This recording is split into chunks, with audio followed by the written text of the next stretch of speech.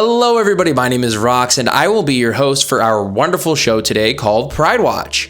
PrideWatch is a fun show match with some of your favorite voice actors and creators alike playing in support of the Trevor Project. The Trevor Project, if you don't know, is the leading suicide prevention and crisis intervention center for LGBTQIA+ youth. And especially during these rough waters we're experiencing, being together is one of the most important things we can possibly do. Pride is a show of acceptance and togetherness, and celebrating it shows that you are welcome as you are and you do not need to change for anybody. That you're not alone. That you will always have somebody by your side. But that's just what Pride means to me. And there are people all around the country, hell, all around the world, that may have a different interpretation of Pride. So I went around the community, around the world, from casters to voice actors, and asked, why is Pride important to you? Pride is important to me because it says, you belong. I'm an ally because I strongly believe, actually, scrap that. I don't just believe, I know for a fact that everyone deserves the freedom to love who they love and to just be who they are, fully, freely, and most importantly, without any fear. And that's the kind of world that I want my child to grow up in. A world where kindness, acceptance, and authenticity aren't considered radical. It's just normal. Pride is important to me because I think that representation, individuality, and equality are really important. I want people to feel comfortable in their own skin and also know that they have people in their corner to support them. And thank you so much to Ex Oblivione for putting on this incredible tournament. Thank you for watching, for supporting PrideWatch, and best of luck to everyone competing today. Pride is important to me because it's a way for people to express themselves in spaces where they're not really quote-unquote allowed to, or society has deemed inappropriate, quote-unquote, to just be yourself. Pride is important to me because I strongly believe in a fundamental right to love, whether it's loving others or loving yourself just the way you are. We all deserve to love and be loved. Pride is important to me because community, connections, and a sense of belonging are fundamental components to the human experience. Components that for far too many years were denied to LGBTQ+ people. Pride gives us an opportunity to come together, find and rebuild our communities, make the connections, and truly feel that sense of belonging. Pride is important to me because having the confidence in who you are is the most empowering feeling in the world, and it's one of those things that is, always under target, and it's important to, in the face of all of the hate in the world, to defiantly be yourself, be who you are, be the most comfortable and confident version of yourself, and be a badass. Pride is important to me because it would have been so awesome for Baby Val to see characters like Venture, like Lifeweaver, like Soldier 76 in popular media, and for those characters to be celebrated and, shown how cool they are and how capable they are, and know that it's okay for me to be like them too. It also would have cleared up a lot of early confusion that I had about who I was or what was going on in here or in my heart. But most of all, it makes us feel safe and happy, and it celebrates our differences rather than drags them down. And I think everyone could use a little bit of pride. Pride is important to me because I think it's really important that everybody's reminded that it's okay to be who you are and love who you are. And I also think that Pride brings people a safe space. For example, I have met so many people in my community through Pride events and whatnot, and my community is cultivated into a space where people know that they could come by and be around like-minded individuals and know that they're safe there. And I think that all of that is important just with Pride in general, that everybody feels like they know that it's okay to be who they are, and even though that there's some assholes out there that want to say otherwise, it's okay, and it should be uplifted and encouraged, and also reminded to everybody else in the world that we're not going anywhere. Pride is important to me because it's a celebration of equality for all people of all identities.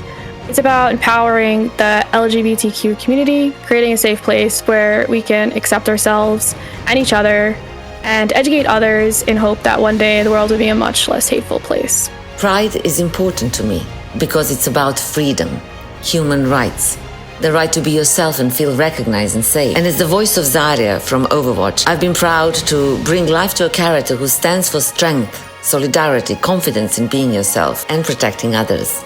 And I know how much it feels to be represented in games or the stories we hear.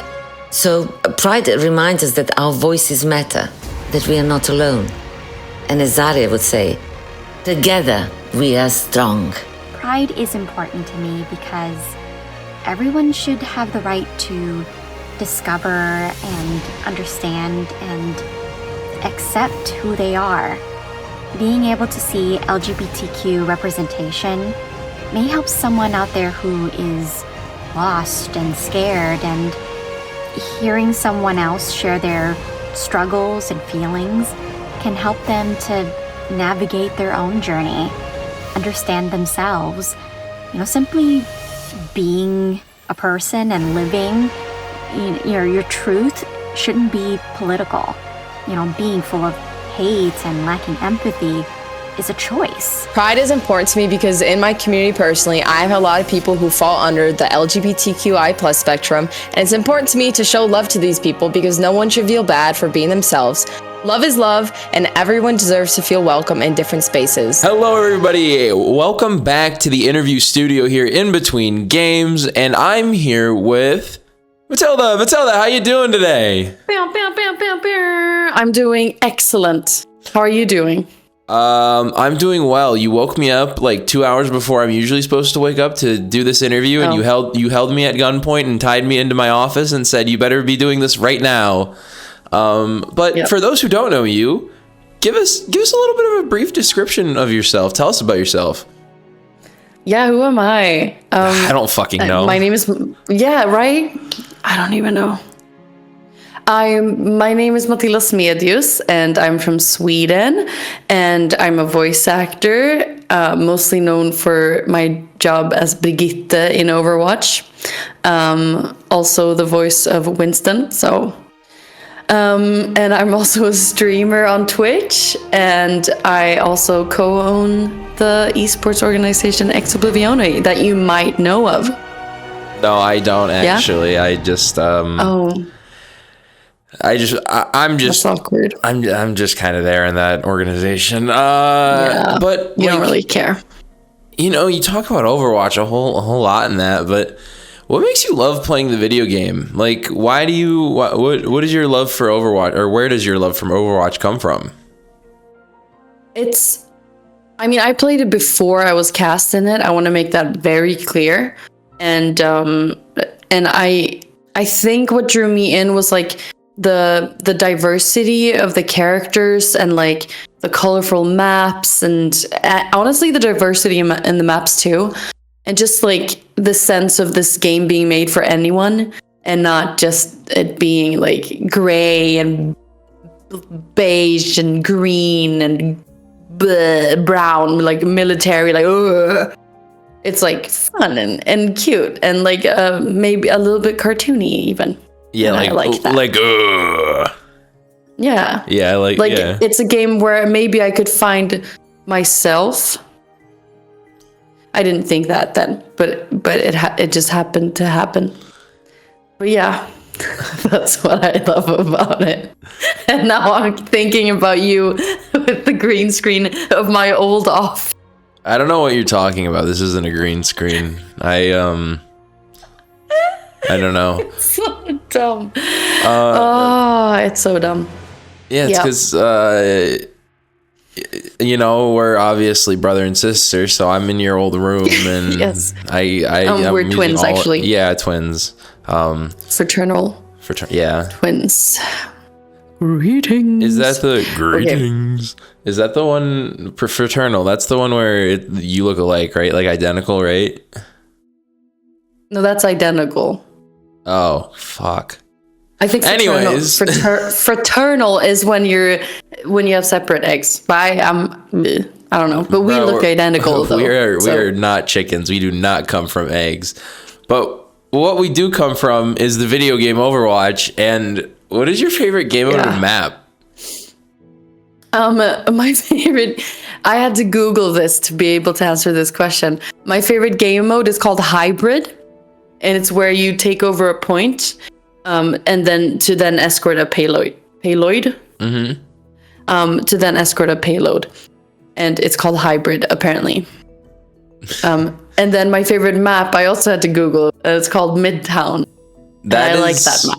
I can't believe you like Midtown. I hate Midtown, bro. No, I knew whatever I said, it was going to be something that someone's going to be like, fucking okay. Midtown, fake gamer, fake gamer. Yeah. But I do like that map. It's a pretty map. I just always lose. Yeah. Oh well, that's your problem. So true. Skill issue on my end. Yeah, like get good. You know.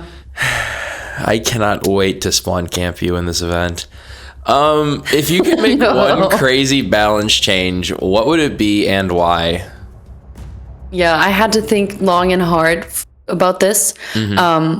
But I want to delete Doomfist because I hate playing against Doomfist. Also, but we can keep Doomfist if Doomfist is on my team, but otherwise delete Doomfist, but keep Sar in the game. Sar can do the voice of any other character. He can take my character, but delete Doomfist when he's not on my team. Thank you. We should vote Matilda 2026. Yeah, delete Doomfist. Say it. Give it one more time and say it with your chest. Like, give me some emotion behind that. Give me some emotion behind that. I can't do that because then someone's gonna clip it and then they're gonna like send it to Sar and I'm gonna have to explain why I'm saying delete Doomfist.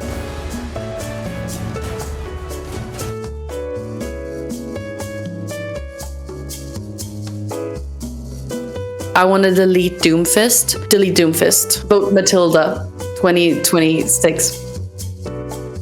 I know your passion for deleting Doomfist is through the roof. Real. And very real. But what other passions do you have? What are the things you have going on? What is one goal personally or professionally you want to reach this year? I didn't know. I didn't even think that I could answer this question like professionally. But I do have a goal like in my private life, which is I want to befriend my neighbors. Because I want to get like a sense of community where I live, because these troubling times are so hard and I feel kind of hopeless. And so I was thinking like, what can I do? I can befriend my neighbors and make it nice to, I don't know, make sure they know I can help them if they need help, and like we can, go back sugar and flour to each other's. And so far it's not going that great because Swedish people don't like talking to strangers. But I'm working on it, and I have befriended my Danish neighbor. So that's something. One up, more to go, but you know what you can give them that would probably make them very happy to be your friend? You could probably give them some viat or milk.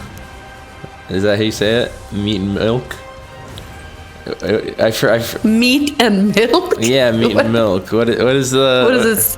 Soviet? Yeah, or you meat and milk. You could do shit. That's milk. Shot and milk. Shot and vin. Milk. Shot and vin? Yeah. Vin. Yeah, I'll give them that. You can give them a... Yeah, they can come by and get a bottle of vin, en flaska vin. You're doing so well. Your Duolingo is showing. My Duolingo is showing. I'm ready. That sounded... I don't know, but that sounded like I was saying something else and I didn't like it. Your dick is Your Duolingo is showing. Put it away, please. There are children here. I'm only wearing a shirt because I just woke up 30 minutes ago. Anyways, that's all the time we have for today. I hope you're having fun in this event, because obviously this was recorded live and totally not pre-recorded at all. Yeah, I'm having so much fun and we're kicking ass. No, you're losing. I'm on the opposite team, so you're... Yeah. We probably are. No, we probably are. I think it's going to be it is a close game, and Don't everyone lie to is me, having please. fun. Yeah, that's the most important thing. What, having fun? You. Oh, I'm going to be having fun swan camping you. That's all the time we have for today. Thank you so much for coming on, as per usual. And we'll see you probably at the end of the event. Yeah, I'm excited. Hope it goes well. Fingers crossed. Team Matilda. Hello, everybody. After a very, very emotional intro video, I mean, Ray and I, we were about to start crying, weren't we? You know, why Pride's so important to us in the community, in the overall esports space. And then that beautiful intro with Matilda, as you guys know, one of our team leaders, the other being Valeria themselves. And we have a wonderful event lined up for you guys called PrideWatch. And Rain, we were looking at the donation earlier. We've already hit our goal, our original goal of $1,000. We are getting that bag of rocks today, Rain. Yeah, I can't believe it. Thank you so much, everybody. I mean, over $1,300 already. So we have just going live now. We haven't even gotten into the game yet, and already we've hit our donation goal. So this is really big for the Trevor Project. This is going to mean so much, and it's so awesome to see the community showing up to support such an awesome cause here in Pride Month. Absolutely. And you can always keep on that support, keep on donating as long as possible. There's also giveaways happening. There's also the merch at the Ex Oblivione store as well. There's a big bundle with charms and stickers and everything you ever wanted, and to help support the Trevor Project, whose proceeds will be, or all proceeds will be going over to the Trevor Project to help aid in suicide awareness in young and questioning LGBT youth as well. Very, very big initiative from the Trevor Project. Have been supporting them, of course, all through the month of Pride Month. Happy Pride Month, by the way, everybody. It's gonna be a fun one. We have our lineups. We have our people. We know Matilda has their roster as well, but we're gonna be seeing them right here, right now. Going over to Team Matilda, we are gonna have Matilda, of course, herself, alongside Miss Megatron. We have Bro Uwak filling in as well with a beautiful picture with him and his puppy, and Queen alongside our very own broadcast talent, CB, as well. Yeah, I'm so excited to see this group, and yeah, shout out to Bro Uwak for stepping in to kind of fill in. Unfortunately, Josh wasn't able to make it, but super excited for this lineup. And yeah, Team Matilda, I mean, looking pretty strong. We know at least a few of these players do have experience playing the game, so definitely have some hours in. Now, we will be seeing, you know, Team Valeria as well, but this is going to be Team Matilda, and I think, if I'm correct, Mott, Team Matilda is not going to have this first map pick, right? Because this was based on likes on Twitter. Oh yeah, if you're a Twitter head like a real Twitter head, you knew these guys' first map pick goes towards the post that had the most likes, and I can't lie, Matilda. Well, Valeria had you beat there as we go over to that roster. Team Valeria coming up hot. We have Valeria themselves, of course, the Rock Eater in the room. We have Rocks. We have our very own Aspen. We have Connor, and we have Crystal Rain. So this is going to be, and there's also no hero band. So of course, our voice actors and actresses will absolutely be allowed to play their respective characters. Venture, Hazard, Brigida. It's going to be a really fun time. And again, like you said, Rain, they're going to have that map pick. They're going to have that vote, having an over 200 like differentiation from Team Matilda's announcement. Yeah, and I don't know if anybody has been following along on Connor's Twitch journey, but he has been putting in the time playing this Hazard, so I'm really excited to see him in the match. You know, I'm expecting to see the Hazard, but hey, we could have, you know, some switch-ups in the competitions. But yes, like you said, Mott, no hero bans here. This is all just for fun, so maybe we will get to see Valeria on that Venture. You know, maybe we'll see Matilda on the Brigida, although we did note that her favorite hero is listed as Moira, so maybe we won't be seeing the Brig on the Brig, but regardless, it's going to be such a fun match here to see kind of the community coming together. We have the voice actors, we have the content creators, so we're definitely in for a fun evening here. We are, and we're also, it's completely all 5 maps we played today. We have 5 matches coming to you guys with little sneak peek interviews. You saw the one previously with Rox and Matilda. There's a bunch more coming your way between each map, so please stay tuned. And always, guys, always, if you have time, you have a little bit of extra change in your pocket, go over to the Tiltify and donate. !donate in the chat does give you that link, that very accessible link to click on. You can donate a custom amount, you can donate a predetermined amount, and help that prize pool, not prize pool, excuse me, wrong game, to help that donation pool get even bigger and bigger for the Trevor Project. Otherwise, I think our players are relatively ready to go. Our voice actors, our streamers, it looks like we are just gonna get them up here. We have our map pool of the day starting off not on Control like you would think, but gonna be Blizzard World. I love it. What a swap up. You know what? It's a fun event. Let's start with something fun. No shade to Control Center or, Control Maps, but you see the same one every time. Let's swap it up a little bit. Blizzard World, gonna be our first map. So again, chat, this was picked by Team Valeria and kind of picked by chat as well. I'm sure some of you contributed to those likes on Twitter, giving Team Valeria the opportunity to pick this first map. And starting out on Blizzard World, I mean, maybe a little fitting, going to the Blizzard namesake. There's some fun things in here. The ride, some rainbow balloons. We at least have that to kind of fit into the Pride theme. I mean, our first map not being Midtown does kind of rub me the wrong way, but I'll let it slide. We have another Pride theme map on the deck here, that being New Queen Street. So as long as my push map is New Queen Street, I'll let it slide. However, you're right, Blizzard World, very festive, very fun. They're gonna have the multiple different compositions to play around with. They have to go, of course, the attack and defense phase. It's gonna be pretty much who can get to that point first. Who's going to have a slightly more cohesive dive, maybe? I mean, Connor has been training, had that VOD review with Spiralo recently, right, for that hazard. So I'm just saying, there's no hero ban, so they're going to be able to play whatever they all want. Exactly. And you touched on it, Mott. So of course, this isn't, these are players that are always playing Overwatch, but if we're thinking about comps that they could run here, definitely some dive and opportunity here, lots of high ground to control. I do also think that, kind of starting on a hybrid map, it's fairly kind of straightforward in the play style, so maybe for those players tonight that aren't as familiar with kind of how Overwatch works, I think that, starting with one where, you're just going to the objective, you're gonna start that, and then you're gonna get the payload moving, as we actually have, little swap up here in the map pool mod.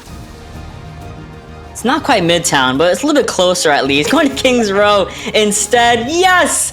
Oh my goodness, I love me a good Kings Row map. I love the comp that we played here. I love the rotation that happened. I love the shenanigans as well that typically happens on Kings Row. Everyone's played it. Everyone knows it.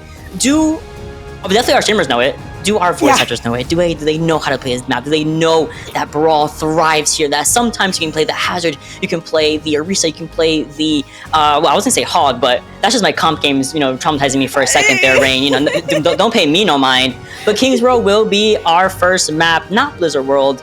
And I'm quite excited as it looks like we are going to have the winter variant online. So very festive, very bright. Yeah, this is super festive, and I mean, anybody that knows me from managing teams or running scrim lobbies, I'm very anti-event maps. I'm so sorry, everybody. But hey, this is for fun here. This is, we can swap it over. Christmas in July? Sure, why not? Let's do it. Everybody's really warm. There's some snow on this map. Maybe it'll help you cool down a little bit, and it's gonna be, exactly, plays the same as kind of that Blizzard World hybrid style where, 1 point, go to the point, cap that up first, and then you get that cart moving. I saw in the Discord that there was a small little kind of explanation, and Matilda in the interview before giving a little explanation of kind of how some points, different map modes are going to play here. So I'm sure that everybody that's not familiar with the game, they've got a couple streamers on their team to get them up to speed on the game plan. I also want to very quickly give a quick shout out to Joystick11227 who donated $500, reaching us to $2,000 in total. Actually reaching us over that $2,000 limit over here, going over to the Trevor Project. So once again, thank you so much, Joystick, for such a massive, massive donation of $500. That's half my rent, first of all. That is absolutely incredible, and I want to see more. This does mean, we've hit the 2K marker, so I feel like we can start saying some of these incentives will be reached, and we'll talk about that a little bit more as we get closer and closer towards the middle and end of this tournament, or this showdown. I won't say tournament, this showdown between these voice actors and actresses and these streamers as well. Also, really quick mention, streamers, don't go on your main role. Let's off-roll a little bit. We're gonna go some off-rolling. If I see Aspen on Juno, I'm calling for a pause. Like, hold on, guys. That Juno can 1v5 easily by herself. We have to see some of these off-rolling, but my voice actors and actresses are absolutely a-okay to play their mains. Yes, 100%. If you got the main, pull it out now, I believe, and we're gonna see some really good gameplay here. And definitely, some of the other streamers, we are going to have a little video to share here, so we'll throw it over to Rox and Queenie. Hello, everybody. My name is Rox, and I have a very special guest with me today, and that would be... Queenie! Hello! How are you doing today? I'm doing great. Thank you so much. It's so nice to meet you, Rox. Nice to meet you as well. Speaking of which, tell me a little bit about yourself. This is our first time talking. I want to get to know you better. Yeah, sure. My name is Queenie. I'm a full-time streamer and YouTuber, and I've been on Twitch since the logo was green, so I've been here for, some would say, too long. I used to play StarCraft 2 competitively, but these days I focus more on hero shooters and a little bit of variety. Gotcha. And what makes you focus on those hero shooters like Overwatch? What makes you love Overwatch? Honestly, I've always been super competitive as a person ever since I was super tiny. So the competitive nature of the game combined with the art and character designs is what really keeps me hooked. And with those art and character designs, do you have a favorite game mode and map to play? I do, but it's changed actually. So originally it was just straight up competitive all day, every day. Favorite map, King's Row. Super classic. I think that's a lot of people's favorite map. But These days, I'm hooked on Stadium. I can't get enough of it, and I'm obsessed with the new Redwood Dam map. I just think it's so pretty. And for some reason, I feel like I do well on that map, but I think that's just me thinking that. If you could make one crazy balance change to any hero or even a game mode, what would it be? Okay, so first of all, I always want for Brigitte to have a sniper rifle, just for no other reason than for her to have one. But on a serious note, I actually think that the Ana nano ability where she nanos everybody on her team, I want that all the time everywhere. That's crazy. Oh my goodness. What is one goal you want to reach this year personally or professionally?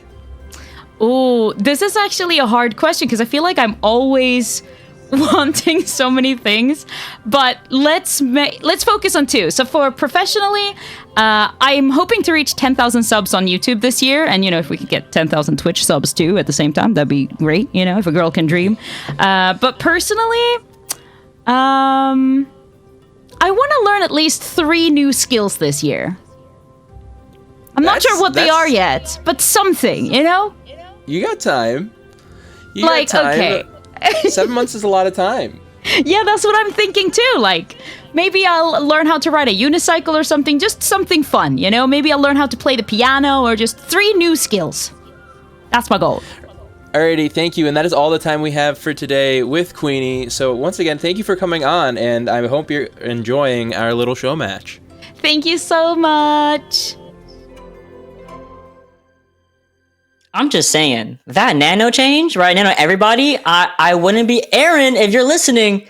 I'm just saying, I wouldn't really mind. Here's Queenie's information, of course. You can always follow her at Really Queenie. Streams, of course, at Twitch, as always. She is the Queen Eternal of the Endless Void.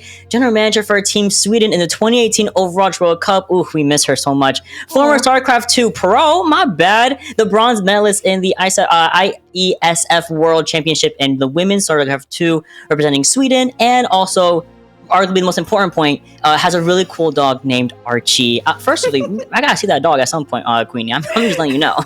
That's so true, yeah. He's with a really cool dog, and we don't get to see the really cool dog. So hopefully, we'll find a picture of that later. But yeah, super cool to get to know Queenie a little bit more. I'm sure some of our chat members are familiar with her. Definitely have been a mainstay in the Overwatch community for a really long time here. I mean, she said that she's been streaming on Twitch since the logo was green. I mean, I didn't know that was a thing. I had no idea. I mean, you heard me. I said, "Ooh," not. I'm like, "Oh, it was green at some point." Ooh, I was not around, I fear, but she definitely has the merits, has the talent to back it up. And speaking of talent, I mean, this map, this lobby is getting itself ready here. I see the lineups. I see Connor's on that tank. Connor's in there. I am looking at the Connor tank. I'm looking at the Matilda tank as well. I think if the lineups are in tank DPS support order, this is gonna be a match. I am so excited to see the shenanigans. I'm so excited to see the silliness. Go all the way to like round 3 and 4. I'm ready, Rain. Oh my gosh, I would love to see some overtime rounds. So we will just remind everybody that we're going to have competitive rule set here. So no hero bans or anything like that, but this is going to be played just like a competitive match would. Hopefully, you know, a really close one, like you said. I would love to see some overtime, some map 3s, you know, and once we get to control. But yeah, it's all about kind of just having fun and seeing the silliness as well. So that's great. And yeah, Kings Row Winter, I mean, it's a pretty good map to start on. We didn't, you know, get the control point that we wanted, but we do get that festive map. Yes, and in the same vein you mentioned it earlier, I'm also unfortunately not a fan of the seasonal maps, but that's just because I'm a scrimmer and I'm a dirty little scrimmer and I don't want the changes and I want it to be the same, and Alder's Brunn is one of them, and it's just like, where's the platform on Iconwald? It went away. It's beautiful. We're loading into Winter Kings Row. Merry Christmas, Happy Hanukkah, and a Happy Pride Month to everybody everywhere. We're setting ourselves up for a beautiful PrideWatch event for you guys today. And as we start loading into this map, as our teams start to get their rosters together, get their team comps together, Rain, do you have any sort of idea, besides Hazard, of course, of what else we could possibly be seeing from our other players today? Yeah, I think that we might get to see, you know, some Lucio, maybe some Brigida, especially if it's a broad map. You'll probably see some form kind of speed is okay. Well, we are going to have Team Matilda kind of starting out on the defense here. So we can at least trust this composition that they're running out on. I don't know if our voice actors know that they need to troll the casters, but, you know, the streamers probably do a little bit. As we have Tiny Paws, who is Matilda, looking like she wants to play some Junker Queen. She sure does. And we also have Valeria on the opposing side here on Cassidy. Not quite on the Pride icon of Venture, but that's A-okay because Connor, the respective VA, will in fact be playing that Hazard as we had expected. Aspen is on Juno. I'm looking at her like, ooh, the Aspen Juno might be crazy. But here comes the attack phase from Team Valeria. They are rotating up to this high ground. Is going to be Aspen. And I want to see where Connor thinks he can possibly go here, as already seen the torpedoes being expended by Aspen, trying to find an opening here. Big anti-nade comes from Queen, however, really stuffing out this attack phase, but we have CB on this Ashe, trying to find a first pick, but it's gonna be Matilda, gets the reversal. We do find a trade-off between Broyu Wag and Crystal Rain, just absolutely massive, as we see CB once again get a nice clean headshot on the Venture actor themselves. Beautiful jumping from Connor. Will this be enough as they start to really solidify themselves on this first point? Yeah, right? Ooh, okay, CB really shutting down that attack there from Team Valeria. Now, no percentage kind of gained on the point yet, but I think like Team Valeria still want to kind of regroup and maybe push in as another dynamite coming through from CB. You have both these DPS set up on the high ground, so it's going to be really hard for Team Valeria to kind of walk in here. But you do have Aspen on that Juno, so you have the speed ready to go. It's just kind of about finding that timing now, the engage to push into the point. And okay, love this rotation from Team Valeria, recognizing that, hey, we got to get up to this high ground. We got to take it away from these defending teams because I mean, Megatron already has a Bola ready to go. I mean, that's just a Freya classic. Megatron could use that Bola shot really early, but maybe not. But Tiny Paws gets called out by Valeria on the Cassidy here, really opening up this attack phase for Team Valeria. As I would say, Bola shot does get expended by Megatron, and so does the Bob from Stevie. This Bob on the point will be kind of, not only is it going to be Nana, but also going to be putting a lot of pressure onto Connor. Poor guy can't get anything started on the Hazard, and even though we got really good opening picks here, it was simply not going to be enough for Crystal Rain, trying her absolute best to keep this objective alive, but not for very long. Okay, one tick though on the board here for Team Valeria, so you regroup, you got 2 minutes here, and ooh, beautiful pick. Okay, Aspen, pick up that second one as well. This is the opening that Team Valeria really needed. Huge Suzu, however, I love that Suzu from Aspen. As like you said, the 2 picks from her were absolutely imperative to get not only the second tick on the board, but also likely the third. Megatron comes in to attempt to get the assist, to get the overtime activated, install the point. But with 4 minutes to the attack phase, Team Valeria going to start wrapping through this King's Row. And that's right, chat. We have replays for you. We'll take a look at that play from the 2 Ashe on the side of Team Valeria and Team Matilda. Really nice job from both Crystal and CB to kind of do the work for their team. A whole lot of damage. Aspen finishing things off there as, all right, we're already into the action here. It's a fight on second phase. This wall can be blocking off the bomb, unfortunately, but regardless, it comes down and starts to put a lot of pressure on this corner, and Nano being extended from Rocks onto Connor. Connor backs up a little bit, waits for the perfect opportunity to start, at least ideally get the jump in, holds the block, goes to the second corner of King's Row.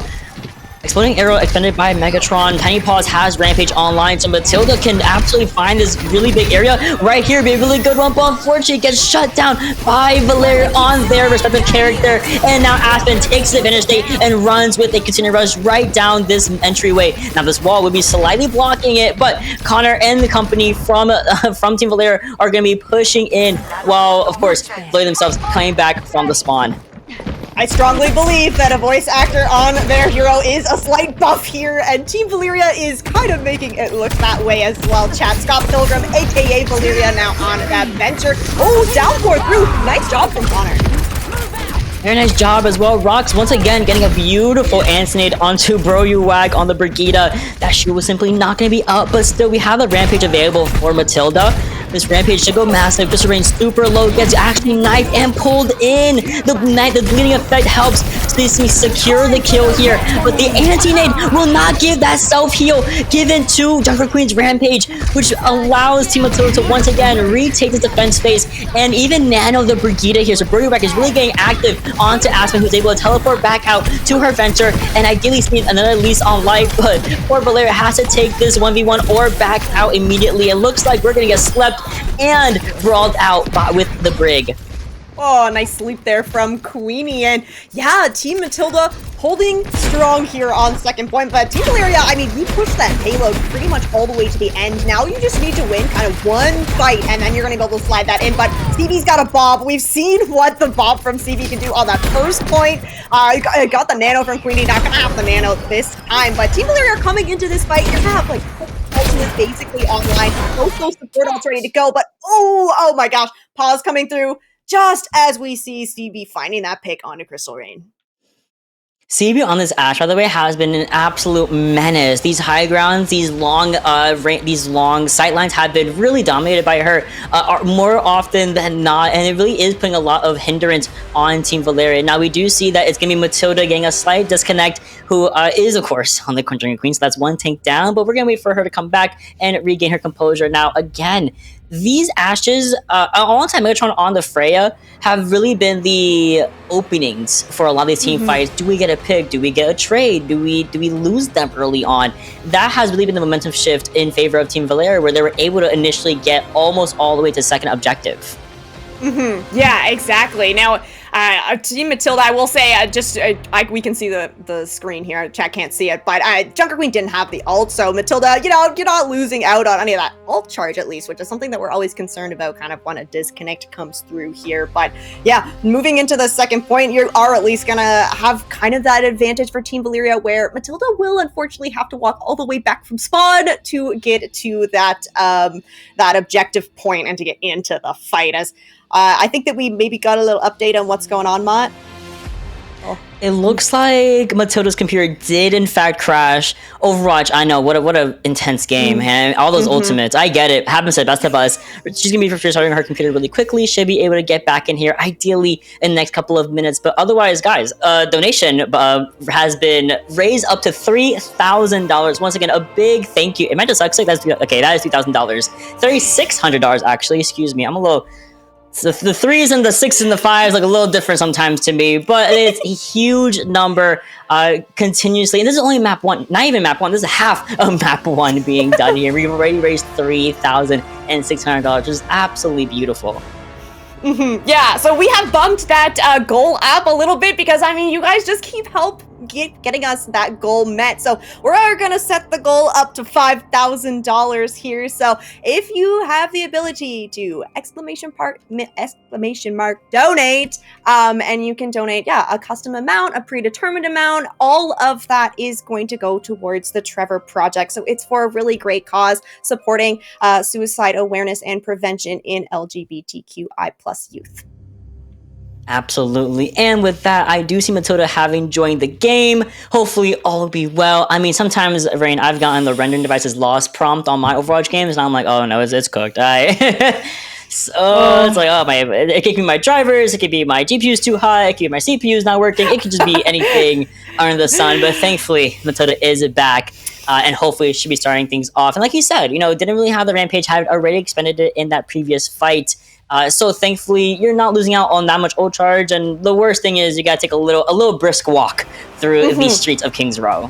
Yeah, and hey, at least Junker Queen, you got that shout. It's gonna allow you to walk a little bit quicker. Otherwise, Team Matilda doesn't have any speed on their side, which actually is kind of notable here where we're playing the King's Row. Oftentimes, you'll see at least a Lucio or a Juno, but I mean, Team Valeria have made that swap off of the Juno, and then Aspen's over on the Kiriko now. So hey, you don't have to worry about the other team having speed, so just play whatever hero works for you. And so far, it has been working for these teams. I love that these comps also work. They work very well. I mean, you have the assistance of the streamers. How to unpause? I love my lobby hosts. We're ready to go. But otherwise, you're right. Like these comps really are solid, and they have the help of the streamers that understand the meta, that understand exactly what works well together. So it's really interesting to see that even people that don't really play the game as often, or maybe they're not as involved, I guess, as the streamers, as other combatants, just like CB, for example, who does compete in other tournaments, it's still working. It still looks great. Team Matilda will be faltering here on the defense, only because, unfortunately, Matilda is still loading in from the spawn room. Bob does get used by CB to keep this point alive, and almost single-handedly, with the assistance of Bro You Whack, keeps the defense up even without the Junker Queen. Well, the Bob was so smart there from CB, because Bob, I mean, it's a giant health pool, it's an auto aim, you basically just have a tank on your side. So hey, you don't have Junker Queen in the fight, no problem, send out the big Omnic Butler, he's got your back, and yeah, putting up a strong defense. But look, Team Valeria want to come back into this very quickly. Connor has already made his way to the point. And we're gonna see the bullet shot be utilized, does get shut down by Aspen, not once but twice. That Kitsu rush, lowering cooldowns, increasing speed. Those kunais are like daggers, are like bullets at that point, and that allows this point to not only get capped, but also give us an extra minute and a half on the clock here. We're gonna get a little quick replay of exactly what happened here. Aspen, not one, but two under her belt. This is the second time that Aspen has had a double headshot elimination that has opened up a point for Team Valeria, but we'll see what she can get done now. You've got a Bob on your side to push this payload forward. Absolutely, and they're already at this corner, and this corner is super impactful, especially when you're, again, seeing Crystal Rain hit these shots, shut down these impactful DPS like Freya, for example, from Megatron. He'll be coming back 50% already to another Bob, but we have Valeria with the Titanic Shock, and they're gonna expend it and get a nice 3K right under their belt. CB comes in, finishes off, otherwise what was an assault on that backline and front line. But it won't be for long. Only less than 2 minutes left to cap the point, and we make it. Megatron couldn't fly there fast enough on Freya.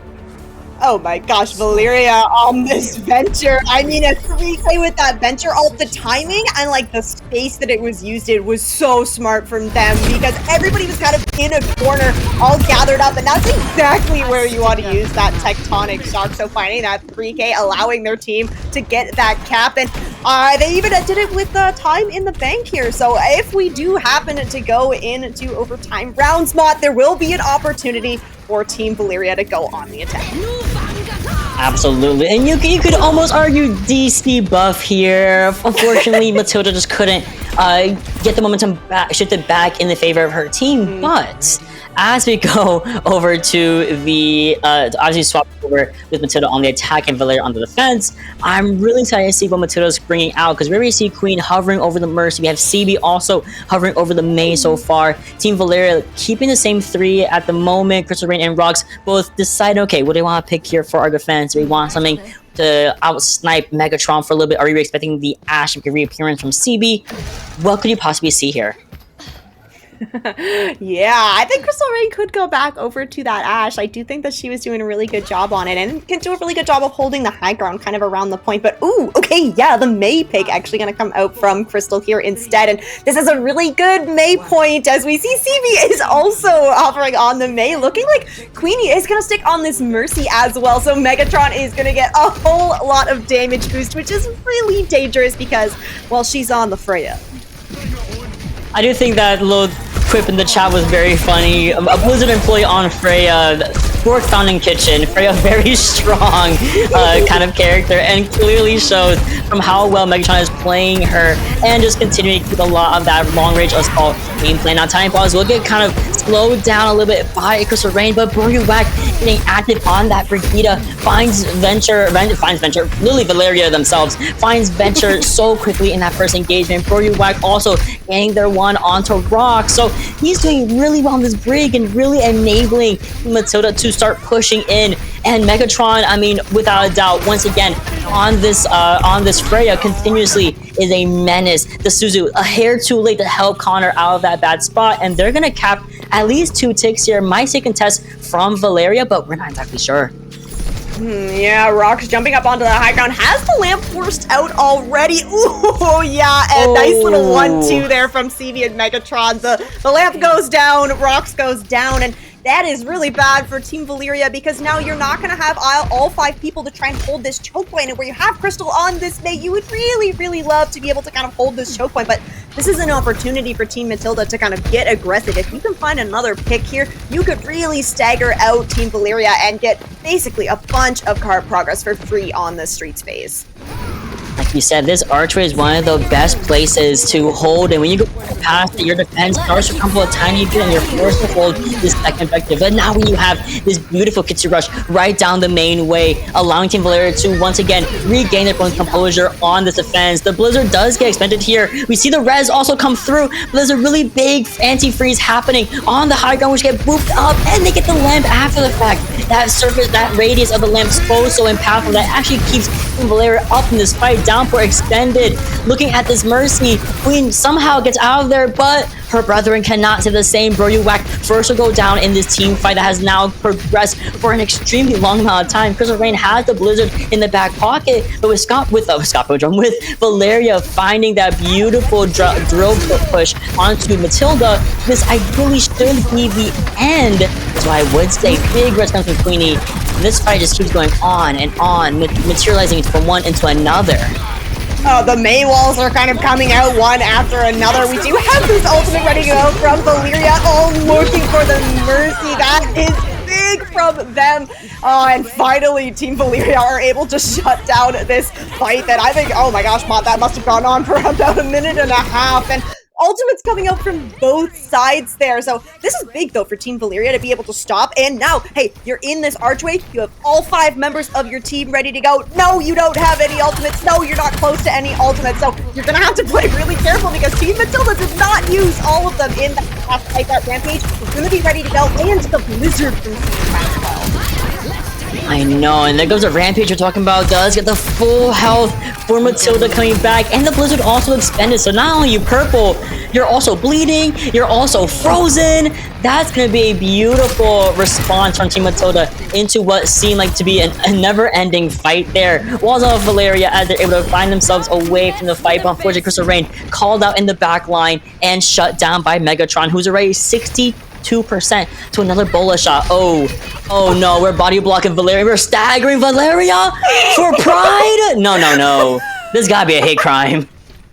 Oh my gosh, no, that's so unfortunate. And that's a really, really big stagger. I mean, Team Matilda, Matilda was just so smart with that rampage. You know, you see the Suzu come out from Aspen and then immediately hits that Q connected onto 4 here. Now, we do have this Valkyrie coming through from Queenie and going to be able to get the res here. So it's going to be tough for Team Valeria to make a hold here onto the second point. I mean, Aspen has been very impactful with these continuing rushes, but again, the Suzu a hair too late, too much pressure being put onto Connor, and now we're still going to be committing the continuing rush. They believe, Rain, they believe they can hold once more, shave down these 2 minutes on the clock here for Team Matilda to take it over to Objective B. However, Megatron getting these explosive arrows out consistently onto Valeria and company. That's going to be Valeria going down. That's also going to be Rocks, kind of whacked in the face by Bro You Whack. And this is going to be a 3-minute time bank for Team Matilda. Now, mind you, we still have a lot of time on the board here for Team Valeria's on attack phase where they got an extra minute. So I'm just saying, this could go all the way to overtime.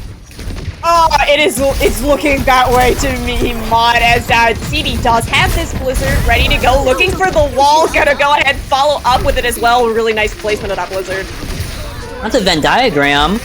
That's a big trade-off. However, we trade Valeria for Matilda, who does in fact get read by Queenie. These reds have been so good, but then you get called out by the downpour. CB saving herself with that wall, though. Very smart tactic. And not only just that, but also getting the trade of the maze. However, Matilda don't feel confident to push in quite yet. It's going to be CB going in by herself, and of course, Broyuak sliding right in there with the bridge shield. But Connor, a little bit too much pressure, and with the bullet shot in the back pocket and being expended in that little small space, that's again gonna be another big wipe for Team Matilda to start pushing throughout this King's Row third objective. I'm really glad that Connor is just getting really the full tank experience playing this Hazard. You know, the May wall behind you, you're getting frozen from the front, you try to back up, there's a wall there, so you get burst down. Unfortunately, that is just the name of the game here. Big pick there from Crystal Rain, but oh yeah, Queenie always there with the resurrections. Connor being kind of outbrawled here by Matilda in the front line. Unfortunately, no rock, meaning that die that you might want to see from Connor cannot happen, especially when you're frozen right in place. Here's a reversal. Blizzard, however, coming in from Crystal Rain, does go down for the count. In the meantime, my Valeria's off the map. Unfortunate, happens to the best of us. Aspen once again trying her out to the best to get a 2-piece. No combo needed, but Stevie shuts that down easily. Rocks once again trying his absolute best to stay on his objective. Connor does come back, he's small enough, and that wall was almost massive, but it still catches Crystal Rain lacking with that bleed effect. But here comes Valeria to save the day with a Tectonic Shock alongside a Kitsune Rush. You don't want to do Adventure instead of a Kitsune Rush, and you can see right here, right now, Bro You Whack super low and antenated. A struggle was picked, and it was called death. Oh my gosh, and okay, 60 seconds now. Team Matilda, if you complete this map, you are not going to have more time than Team Valeria, who has done a fantastic job of just burning time off this clock. They are going to force Team Matilda all the way back out to the spawn. Now, okay, nice whip shot there from Bro You Whack, but the Tracer is going to be able to get back into the fight fairly quickly. Oh no, oh Connor, you have pushed up so far, and yeah, again, there's a wall behind you. I think who got pushed up was Roggs. Oh no, but the downpour, it finds Bro You Whack. Never get the kill. We forced the Valkyrie to be expended by Queen, and that extra damage boost chain reaction will be sending Connor McCoy back over to that spawn room. The Blizzard avoids everyone from hitting that spear. Valeria coming back on the venture. We have Pulson being fed in the back line. Doesn't find anything but the death of Crystal Rain. And as everyone starts to run to his objective, Aspen gets there. Connor also finding his way there as well. Here comes Venture. Here comes Valeria. Gets one. Unfortunately, it's reversed by the resurrection, and Rally being expended there was massive from Bro You Whack to help that overhealth, to help that team fight stay alive. But like you said, Rain, this is all about wasting time. This is all about wasting playing the objective, and I've seen extra man on the clock that Team Matilda does not have. That's right. Now, Team Valeria, I mean, nice defense there. Yeah, getting that down to the overtime, that means, yeah, only 1 minute the Team Matilda is going to have for their attack. As we'll see if they stick on these same heroes. I feel like, you know, it's been working pretty well for both these teams. Honestly, I'm very impressed with how balanced this all feels. You know, coming into it where there's some people some voice actors and actresses that haven't really put maybe that much time into the game, but and then having those streamers as well. I think that, yeah, staff did a really good job here of making sure that these matches were going to be close. Going into overtime already on this first map is a really good sign, Mod. Absolutely. Also, what's a good sign is PrideWatch merch. Again, please go to the oblivione.com /store, STORE, and that's where you'll get so many different bundles, so many different one-off purchases. There's charms, there's stickers, there's so many different merchandise you can get, and all the proceeds once again will be going over to the Trevor Project. So mind you, despite us being currently at $4,500 for PrideWatch, that does not include the sales that are coming in from that aforementioned store, which will be calculated and added, of course, later. So we might even be at 5,000 already. We don't know. Right? Oh my gosh, chat, you guys are doing absolutely amazing. And wow, Faffle, thank you so much. Another $500 donation. So that's what's gotten us up to this 4,500 mark. We so appreciate all the support from everyone. As okay, Megatron has opened things up here for Team Silver.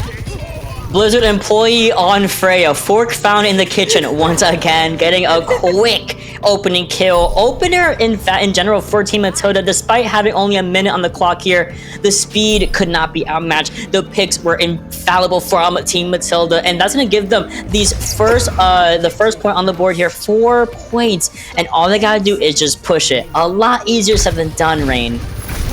Yep, and especially since, okay, Team Valeria looking to hold this choke. Now, the overtime has started, so Team Matilda have to stay on this payload. If you get off, that overtime is going to burn down so quickly. I mean, they're getting off. Hold on, they're getting pushed all the way back to catch and call out Valeria, who was in fact the one who stalled on the objective. Mind you, you rarely ever see people really get in front of the objective like this, but the bonus shot from Megatron will be single-handedly getting rid of Rocks, and Megatron also shutting down Aspen. So there's no support for Team Valeria. They had to see the point. They had to give it up, but bonus shot being used there was massive. All we have now is the overclock, who is now gone over to the Sojourn. Okay, yeah, the overclock could be really big here, especially Queenie's still on that Mercy, so you're gonna have this damage boost ready to go. Broyuak's gonna be able to build up to this rally. Oh, Valeria, okay, manages to get underground just before being taken down by CV there, and really good job from them, just waiting for the rest of the team, because it is a very long walk back from that 3rd point spawn for Team Valeria.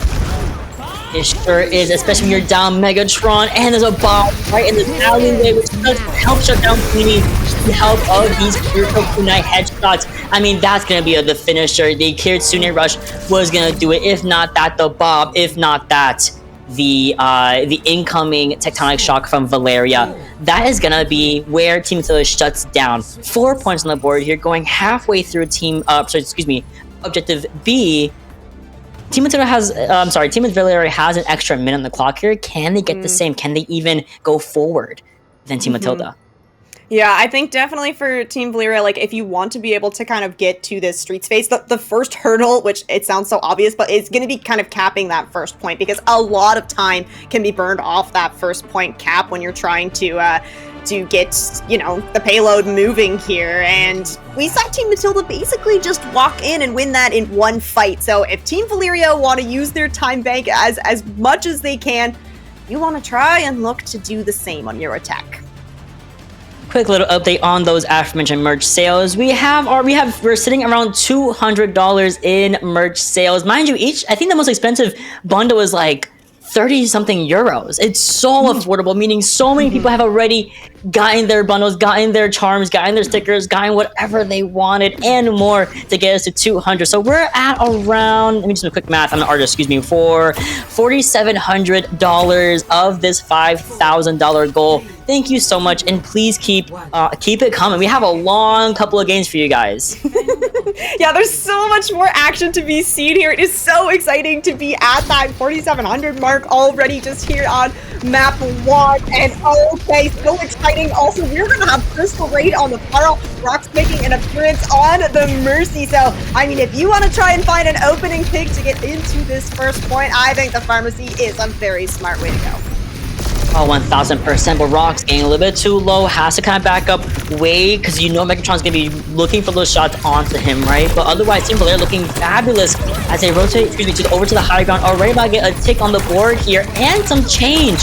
Right, it's still ongoing, CB's on the Symmetra, but I feel like everyone's kind of out of her reach, unfortunately, as me when I say that, but then fine to pick anyway. We get the res off, which is what the biggest impact of that Mercy was going to be. But that's a shutdown. 1 minute left. They have another attack. Ooh, and see, this is where it gets dicey, because yeah, you have 1 minute, you have a tick on the board. Oh no, Crystal Raid gonna fall late there too. So Valeria, you're not gonna have that Pharah kind of in this next fight, but we'll take a little look. Yeah, CBE. Oh no, yeah, you're Pharah in a small corridor. It's a really dangerous place to be. I'm glad someone got that. I was like, what happened there? I do see what happened here. Bola shot, massive impact as always onto Valeria. Versus CB take care of Rocks in the same breath. 30 seconds left on this objective. Team Valeria are coming up on, they have the barrage, they have the orbiter rate from Aspen. They are about to have downpour. They gotta push the go button. But they have to be also using this orbiter rate, which we're gonna see even Aspen opening up the suction in and goes for the barrage, taking care of CB. And now what's the next option? We see the rally and the wall from Team Matilda. We commit the downpour. It annihilates Matilda. And this is gonna be opening up this cart to be progressed past 72 meters. Ooh, Crystal Raid making very, very good use of those Pharah perks, the concussive in, and you get the barrage movement as well. Pharah players from Overwatch 1 could have just dreamed of this, and now, okay, so we are into overtime here, Mott, which means a couple of things. It means that Team Valeria, 1, you have to stay on this cart. You really cannot get off of it. We saw how quickly that overtime will burn down, and then 2, this is going to trigger overtime sponsio. So that means that if you get that early first pick, it is going to just take that much longer for you to get back into the fight, which can make these last fights so difficult. Matilda's backline looking a little scary. The Mercy loses come into play from Queen and Broyuwak. We know the healing output may not be there, but the DPS and the damage output will in fact be. Crystal Rain gets 1 up on Broyuwak. There is gonna be the Bola shot expended from Megatron, but it's not gonna be enough. Queen is also down for the count. We have Valeria going over to the point. And we see 90 check through! Oh no. Just like that, by just going right past the cart, Team Matilda comes through and gets a point on the board here. Oh, and ooh, a Kira slide on Kiriko. I love Kiriko, man. So cool. So good. Oh my gosh, yeah, Aspen doing so much work on this Kiriko. Yeah, Crystal Rain, it was for charity. Yeah, it was all for charity. The C9 for charity. Thank you so much for that contribution. We'll find a way to turn that into monetary gain shortly. Absolutely. Guys, C9 is programmed into our blood. You know, it's just like how we are almost at $5,000 already, 4,600, I believe, new donations coming in all the time. And I am just, again, we just now finished map 1. It is crazy that we went through a whole introduction, a whole intro video, and we were at, what, 1,500 already? Yeah. From that, we had already passed the goal. Are you kidding me? I love Overwatch. I love gay people so much. We're so like that. Like, I love it. But we have another little interview. Like I said, there's gonna be some interviews between matches. So sit tight as we have one with Rox and our very own Aspen. Hello, everybody. I'm sure we are having a thrilling match. Don't know what map we played, but I'm here with Aspen. Aspen, how you doing? Hi, I'm doing great. Just had a blast playing. Yeah. So give us, for those who don't know in the audience, obviously, give us a little bit of a description of yourself, what you do on YouTube, what you do on Twitch, and everything in the space. So my name is Aspen Overwatch, and I stream Overwatch. And sometimes I also play Roblox and other fun games in between my very long queues. I've been playing Overwatch for about 8 years. I'm 24 now, so I've been playing since I was in high school, and I love the game so much. And I also love my cats. My cats keep me sane. And yeah, I'm really passionate about streaming. Primarily do Twitch, but I also have YouTube and TikTok. And yeah, that's pretty much it. So you talked a lot. You've been playing the game for 8 years. I've assumably since 2016, 2017, around the game came out. Yes. What makes you love playing Overwatch so much? Overwatch, for one, it's very fast-paced, and I have ADHD, so it's really good on my brain, and it's also super colorful. You know, growing up, I played a lot of dull, colored games like COD and No shade to Halo. I loved Halo, but like very dull colors, and Overwatch it's just really nice to look at because of all the beautiful colors, and all the characters are so interesting and fun and cute, and they're all just so different, and that's what I love. Yeah, I'm a big fan of the Winston guy when he talks about peanut butter. And dude, if you've seen the Winston taking the phone, I know you have, taking the phone call emote. Winston, yes, that's a phone guy. That's a Yep. FNAF reference. Yeah, it actually is. I heard Scott Cawthon personally approved that. It's kind of insane, actually. They're gonna put it in the end of FNAF 2 credits. True. I was there. You're actually in the movie? Is that an exclusive right now? Well, I can't. Oh, we'll see. What is your favorite map or game mode to play? I mean, like you're a support player, so obviously you might have a little bit of bias, but you like, I've heard on the streets that you like Juno a lot. So tell me a little bit. What's your favorite game mode or map? Yeah, so my favorite game mode is probably Koth and Hybrid. Both pretty fun. And then my favorite map on each of those would be Lijiang. I just love the vibe of Lijiang. I think it's a staple in the Koth maps. And favorite hybrid would be King's Row. Yep. I think that's pretty typical of Overwatch players to really like King's Row. Except maybe a few people, but Christmas King's Row specifically. Yep. Okay, that's like the second answer. Christmas King's Row, yeah, with the presents on the third point. I don't think they have the presents up at the top anymore. Which I don't think so Blizzard. Either. Yeah, fix that, please. But that is the second or third time I've gotten this answer, and it's an amazing map. Yeah. If you can make one crazy balance change besides adding the presents back to King's Row, what would it be? If I could make one crazy balance change, I've talked about this one a few times, but I've been playing a lot of Stadium and Mercy, and sometimes I'm just like, I wish I could fly through walls or like have my beam on someone through walls. So that's probably what I would do. I'd make it so that Mercy can like fly through walls, kind of like how Kiri can TP through walls. I don't think it's too crazy.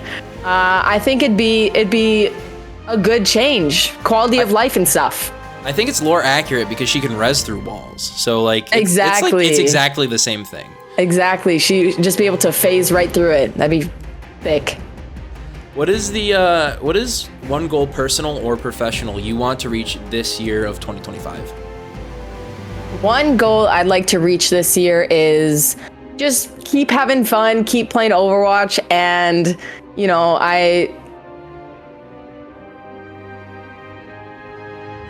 Hello?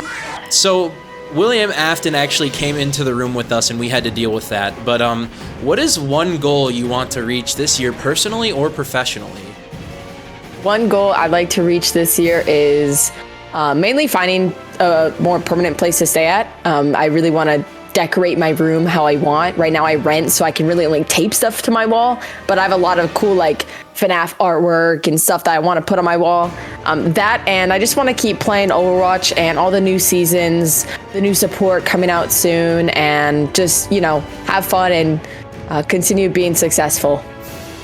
Well, thank you for coming on with us, and thank you for joining us for the tournament. Or not the tournament, the show match. Yeah, of course. And I hope that if I'm on the opposite team, you're losing, but if we're on the same team, we're like going crazy. I hope so too. All right. Thank you. Thank you.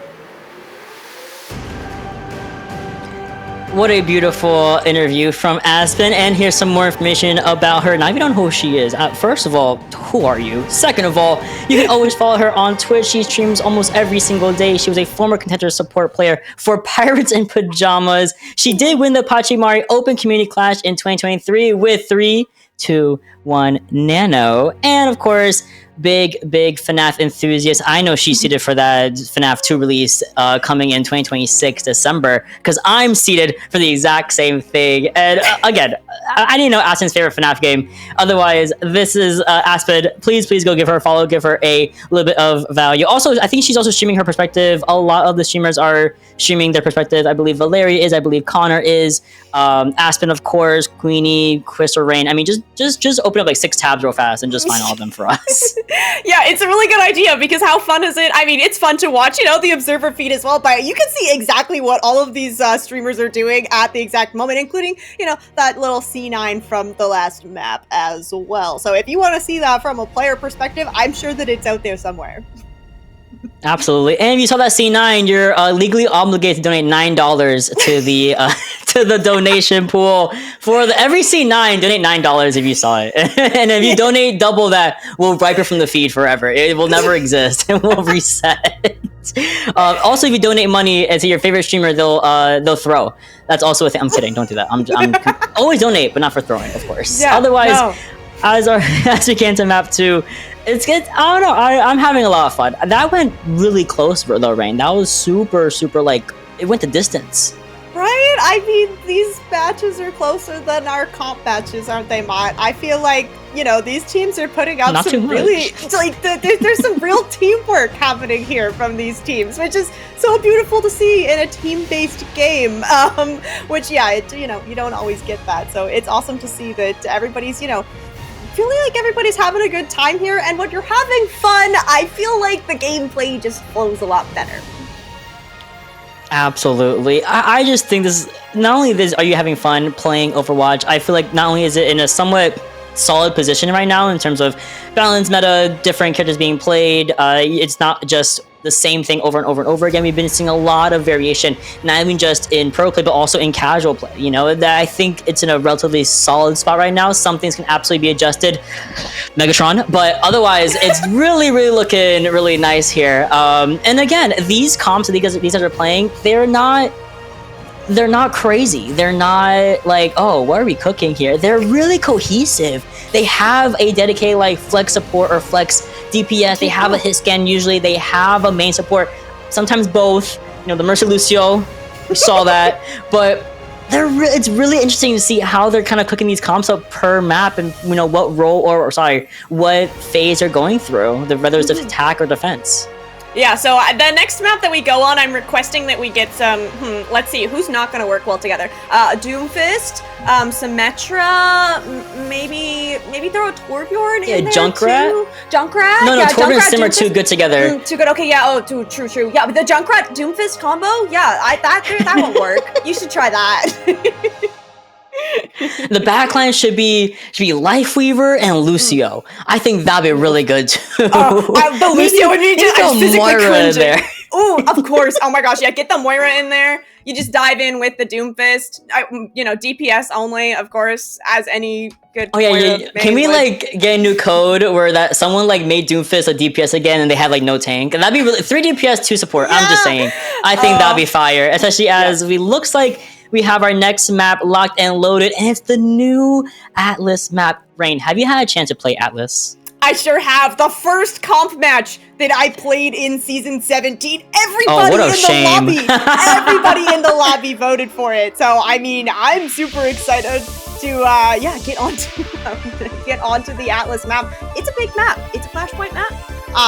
So that means that there's going to be kind of 5 little objective points, and we'll cycle kind of between them as the players kind of fight for control. And it's a beautiful map too. The scenery is great. If you play with music off, I'm gonna request just one time load into Atlas with the music on, because the soundtrack for this map is really great too. Who is out here playing with no audio, no music, but you don't get the pump up, I'm right there with you. I actually love Atlas as a Flashpoint map. I got completely rolled on it the first time I played on it because I forgot Tracer. They did that to Tracer. Yep. I forgot, and I just couldn't play the game, and I was like, oh my goodness, I can't. And this map is so good for Tracer. There's so many little hidey spots. You know how I learn new maps, Rain? I'm gonna admit it. I don't even play this character all that often like that. I did a Mercy parkour on Atlas just so I can learn the entire map, know where I'm supposed to go, know the little, know the points, know all the little corridors and hidden spots, pseudo hole in the walls. This map is beautiful. I think the Overwatch team definitely cooked with Atlas. I'm in love with it. I love where it's set. I love the color theory. I love that it's at night. I love the music. They cooked. I love them. Same. I love them. And hey, chat, we love you too. Oh my gosh, Mott, we have passed the 5K goal. we are once again going to have to up this goal because the community is showing up to support. Thank you all so much. This is so exciting that all of this is going to be going to such a great cause, the Trevor Project. Really, really deserving charity. So thank you so much, chat. This is really awesome. I cannot believe we're at $5,131. That is insane to me. I have done multiple charity streams for the entirety of Pride. That's kind of my goal, was to do as many as possible, raise as much money as I possibly can for not only just the Trevor Project, but also for TACT, a trans advocate charity as well. And it has just been so wonderful seeing so many different communities come through, especially in esports specifically.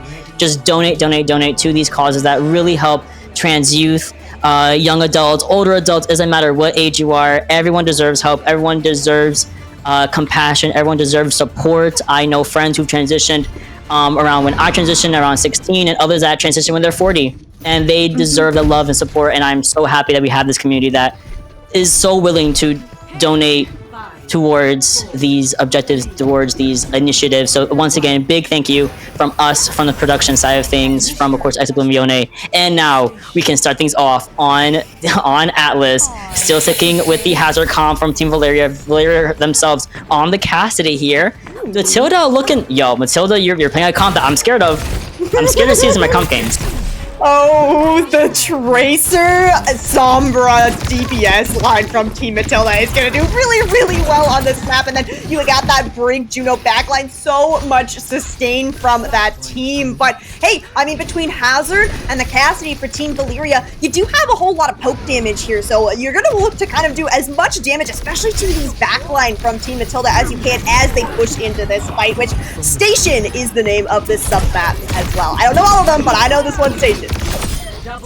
Oh, Crystal Rain finds Broyuwak on the Juno here. There's a little bit of a big elimination happening in the line of Team Valeria, where they're able to get so much value, getting rid of Matilda, getting rid of Megatron, Queenie, CB falling right after the fact. Crystal Rain on this Genji. I'm sorry, girlie, I was not privy to this information, to this Genji at all, forcing Queenie actually to get off and go over to Moira.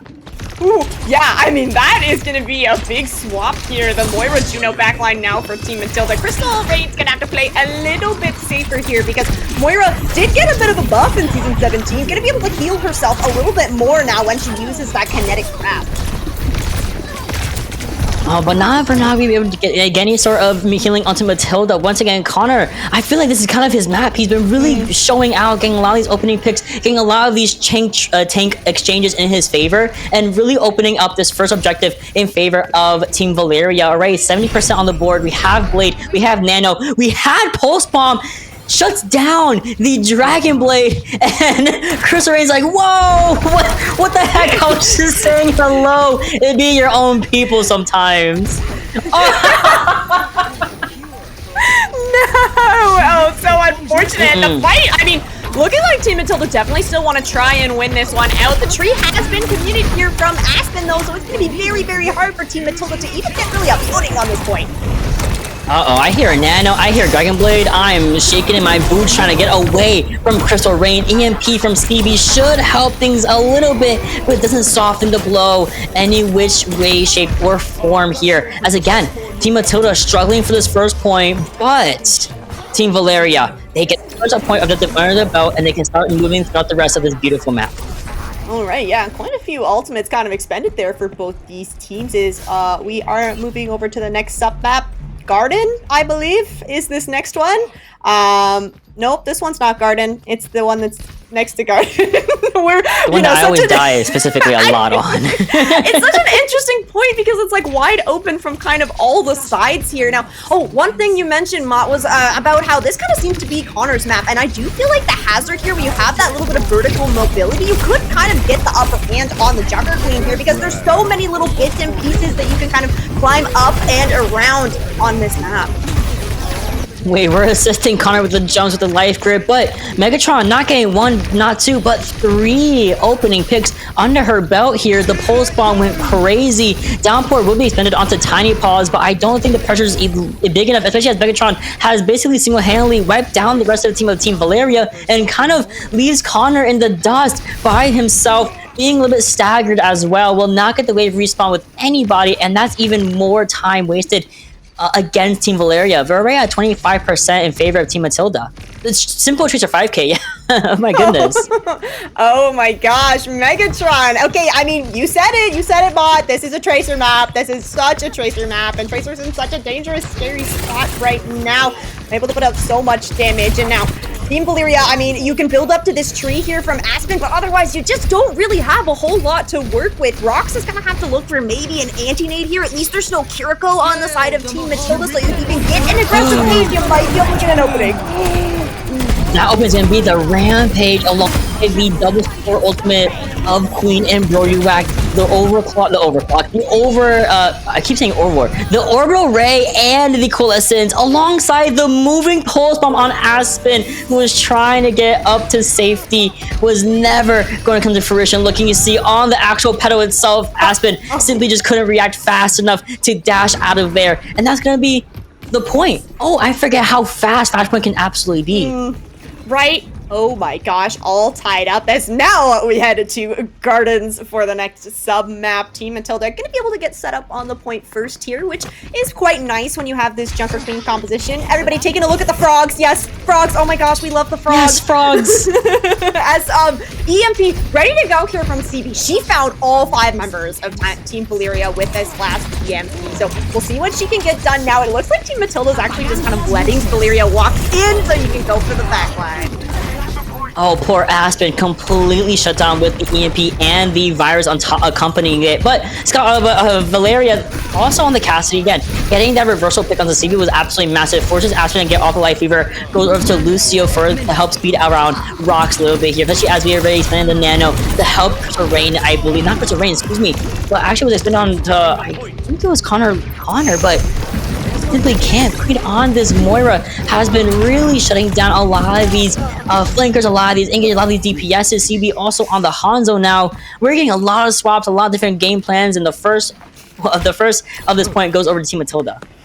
Oh yeah, CB over on this Hanzo now, so you're gonna have the kind of the one-shot potential here. Is Aspen gonna move back over to that Life Weaver as well? Now Team Valeria, now you got some ultimates here to work with. Those DPS ultimates good to go, but Queenie gonna build up to this Coalescence very quickly. Good timing from the Blade on Crystal though. Yeah, definitely. So there's gonna be also a high note accompanying it. Helps put in a lot of that extra damage and making a lot of this base work out for Crystal Rain to have as much effectiveness with this Dragon Blade as humanly possible. That's going to be a flip, 58% to a newly found 2 and counting. Connor coming in with that dragon, with the downpour coming through. Aspen goes back to Life Fever, and already both of the sports from Valeria are halfway to their ultimates. Why are we bullying the frogs? Y'all, I hope y'all lose. Bullying frogs? I can't believe it. I mean, I didn't know that the frogs would interact, and it's because I have never shot the frogs. Okay, chat, I would never right? shoot the we're frog. good I would never people. punch the frog. No, I didn't know that they would move. Oh my gosh, Team Valeria. Okay, you know, feeling the rage here as they are set up on the point. You're gonna have that downpour from Connor, good to go. But Queenie has this Coalescence. Tiny Paws, Matilda with that Rampage once again. We'll see how she's gonna use it. Oh, beautiful downpour. Beautiful downpour shuts down the startup of that Rampage. We need to lower that startup, but the Coalescence from Queenie might be enough to bring us back to fruition for Team Matilda. Even though Valeria couldn't, got the really good downpour and shut down the Rampage, I mean, we were not looking at Queenie, who used this Coalescence to try to help out, and it was like, you know what, I can just DPS and finish this thing off. The beauty of playing the Moira. Yeah, you can heal, but you can do a whole lot of damage as well, and the range on that Coalescence is absolutely insane. Now, Team Matilda back in control of this point. We're approaching that kind of last fight territory here as Team Valeria use the tree to try and push onto this point. Absolutely, they're gonna be pushing. They got touch now or never. It's gonna be Aspen taking the initiative, going towards your point. Connor following close after her. Here comes a Dragon Strike from CB. This is gonna be clearing the entire objective, and Connor taking the brunt of the damage. Face on, Nano expanded onto said Hazard, shuts down Matilda all the way from Broruak to help his next fight and help Megatron maybe make a difference on the newly deep new deep tracer that has a high defense output. Aspen gets caught called out by the Hanzo. The storm arrow is also being expended as well, but it goes back and forth. Rain point is still in favor of Team Matilda. They cannot get off this objective. They have to stall until everyone else comes back. But Connor, from between a rock and a hard place against Queenie and against Megatron, they're gonna take this 2-1 and going over to match point. Match point. We are heading to Resort over on the coast side of this beautiful Atlas map, and it looks like Team Valeria might have the opportunity to get set up first here, but Team Matilda do have Broyuak on that Juno, so you do have that speed to kind of kite around this map very, very quickly. And Megatron, well, she's got a Pulse Bomb once again. We've seen her get quite a few picks with these Pulse Bombs. Even if she doesn't find the stick, she still seems to find a kill somehow. So we have Team Valeria, yep, all set up around this Resort point. Crystal Rain has this blade ready to go. We'll see if Queenie can get this Coalescence online, because that could potentially be the counter that you're looking for on this Dragon Blade. I mean, Valeria already has the objective under her belt, 15% on the board. Megatron expending the Pulse Bomb doesn't get too much value, so Queenie has to follow up with this Coalescence. Once again, doesn't really find too much. Fade away does Queenie off of that downpour, but you saw that both Megatron and Matilda were called out, and Crystal Rain finds the opportunity to use this Dragon Blade in response to the downpour and just get a nice clean 3 kills under her belt and continue to keep this objective alive for Team Valeria. Ooh, yeah, and I mean, you said it before, but these percentages build so quickly on Flashpoint. We're already up above that 60% here, so Team Valeria is really looking to get this tied up. They want to take us to that 5th sub-map, make this match as long as you possibly can, but CB's got a Dragon Blade, or sorry, Dragon Strike.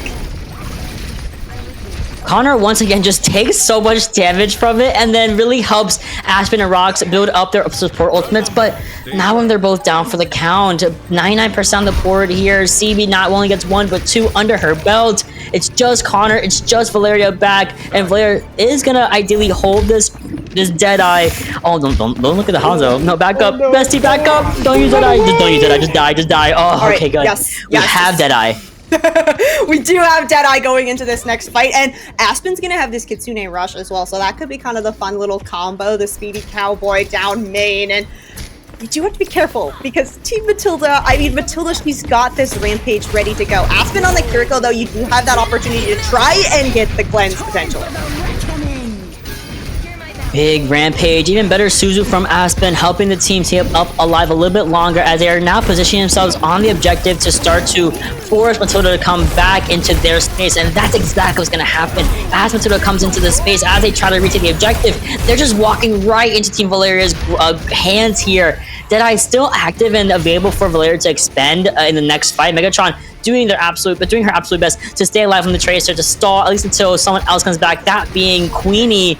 But I mean, at some point, we gotta go next and go all the way to a round 5. Round 5, we are headed to Bazaar. It's just a short walk from this resort, and I say short, it's all relative, I guess. It is a big map, but Valeria being the ones that capped that point, they are going to be able to get set up on Bazaar first here. And yeah, like you said, Mott, this Deadeye is still ready to go from Valeria. Crystal Rain is building up to that Bob as well over on the Ashe now. And Team Matilda, I mean, you're going to build up to both these support ultimates here, but it's going to be kind of hard to push into the point before you kind of get at least one of those online. You do have that Queen Shout looking like you want to take a fight for this high ground behind the point. I love this rotation. They're pushing Valeria off this high ground, and this speed ring from Broyuak will be assisting in that endeavor a little bit better. And now here comes a Coalescence. Aspen using their Suzu a little bit early. Rox also called out by the Coalescence. Big Deadeye comes through, shuts down Matilda, but with no support. We have to do something. It's gonna be the Bob coming through, helping alleviate some pressure from Connor. But will this Bob be enough alongside Crystal Rain to take this point? It will be. I mean, the Butler and the Retainer come through, get a little bit of an advantage, but it won't last forever. Team Valeria is seeing the point, Pulse Bomb used, but then the beautiful Suzu from Aspen, they're gonna continue to stall as long as possible, and that's all that she wrote. It goes over to Team Matilda. Yeah, Team Valeria, you need to just reset now. There we go. Connor is going to fall. Megatron finding Valeria as well. And ooh, looking for maybe some stagger kills, but no, the spawn is going to be there. So Team Valeria going to be able to regroup without too many staggers here. And this Deadeye still gonna be available here. Oh, maybe not. Sorry. We see the coalescence coming through from Queenie. No, it is still. Nope. I don't know. We're all over the place. It's not high noon yet. It's not high noon yet. It is orbital time, and that is gonna be a big ultimate between Matilda. I mean, it would be, but no one was unfortunately in it. But the high noon from CB is more than enough to help this fight last a little bit longer. Queenie and CB both. Oh, cute matches. Queenie and CB both getting their ones. Rocks also going down by the way of Matilda, who is 99% to a rampage. Megatron, unfortunately for the side of Valeria, has been uncontested. It's just Connor doing his best that he very, very much can. And we are going to be going right back over to Team Matilda, taking this point at 70% so far. It's getting very close here. That percentage building so quickly now. Team Valeria gonna have the rally from Rocks to try and push into this point. We did see him able to kind of help the team walk in on Resort, so we'll see if the rally from them is going to be able to be enough to flip this back over and try and get another fight here on Bazaar. The rally, here comes the rampage as well. Nice Suzu keeps Connor up even longer, and the rally is still active from Rock. But this coalescence, as you have seen, Rain, has been the biggest thorn in Valeria's backside. Thankfully, it does get expanded. Here comes the Bob. Postman also goes crazy. Here comes the Suzu to help Connor out, and I think this might be it for the side of Matilda. They have to get the point away. They have to reconvene and regroup as Valeria takes it 50%, and they're going to continue to stay on this objective. Aspen so close to another continue rush. Yeah, Crystal Rain has been doing so good with these Bobs. That's the second time we saw Bob go into basically the same spot on this objective. Able to just basically cover all of the ground of the point, plus the stairway kind of leading up. Okay, Rocks finding that pick onto CB. I mean, 81% and counting here. That Cassidy, it's gonna take a while for CB to get back into this fight. Looks like Team Matilda, I mean, you gotta go now, right? We are at 94%, somebody's gotta tie. Someone's got to, but it's not gonna be Bro You Whack. Queenie, the other support back into here on the Moira. Megatron doing her absolute best as well, but can't even recall fast enough before Valeria on this Cassidy is really showing out. Beautiful cleanup, beautiful retake from Team Valeria, and that's gonna be a 1-to-1 score line, keeping not only the maps even, but the scores as even as possible. Wow, excellent showing from Team Valeria, and I think that, yeah, this Hazard Cup, I mean, take note, everybody, it's working here on Atlas, this new map. Pistol Raid on the Genji as well. Doing really great stuff. We saw a lot of her kind of known maybe for the Ashe, but showing really great stuff on this Genji as well. So yeah, oh my gosh, we are all tied up, and I mean, literally, Flashpoint, it couldn't have been closer, right? Like, you get to kind of like 99 to 99 on that very last point. Oh my gosh, yeah, both these teams are putting an incredible show on for us. I mean, not only did they go overtime rounds on Kings Row, they're going round 5 on Flashpoint. They're keeping the scoreboard as even as possible. It's going crazy. But as always, going over to a very quick little interview between this map and next, and some extra things happening. I know we also have a little bit of a higher donation goal. We are at $75,000 for the goal, currently sitting at $5,300. And on top of that, the 200 extra in merchandise so far. So we are doing excellent. But like I said, we have a quick little interview coming in by the way of Rocks and Valeria themselves. Don't go anywhere and stay tuned in. Hello, everybody, and welcome back to the interview studio. And today, or right now at least, between maps, I am here with Valeria. Valeria, tell us a little bit about yourself. What's up? As you said, my name is Valeria Rodriguez. I voice Venture in Overwatch, and I voice a couple other characters and a couple other things. I love to play video games and draw and eat food. Yeah, okay. Quick side question, favorite food? Yes. Off the dome. Wings, chicken wings. Yep. Okay, we're there. Yeah, it's good that you didn't let me think about it. It just came, from my spirit. Yeah, those are the best answers, but this one has to come from your heart. What makes you love playing Overwatch? I know you were an avid Overwatch player even before playing in or getting the role for Venture. So what makes you love playing Overwatch? The thing that like dragged me in and I was like so stoked about it were like the early cinematics. I loved that there was like all this lore and story behind these characters, and all the designs were like super cool, and they all had different powers. Like, I think I really loved the core of like, we didn't know back then would become a whole genre, but like the hero shooter, right? That everyone has their own abilities and like, you know, special tricks.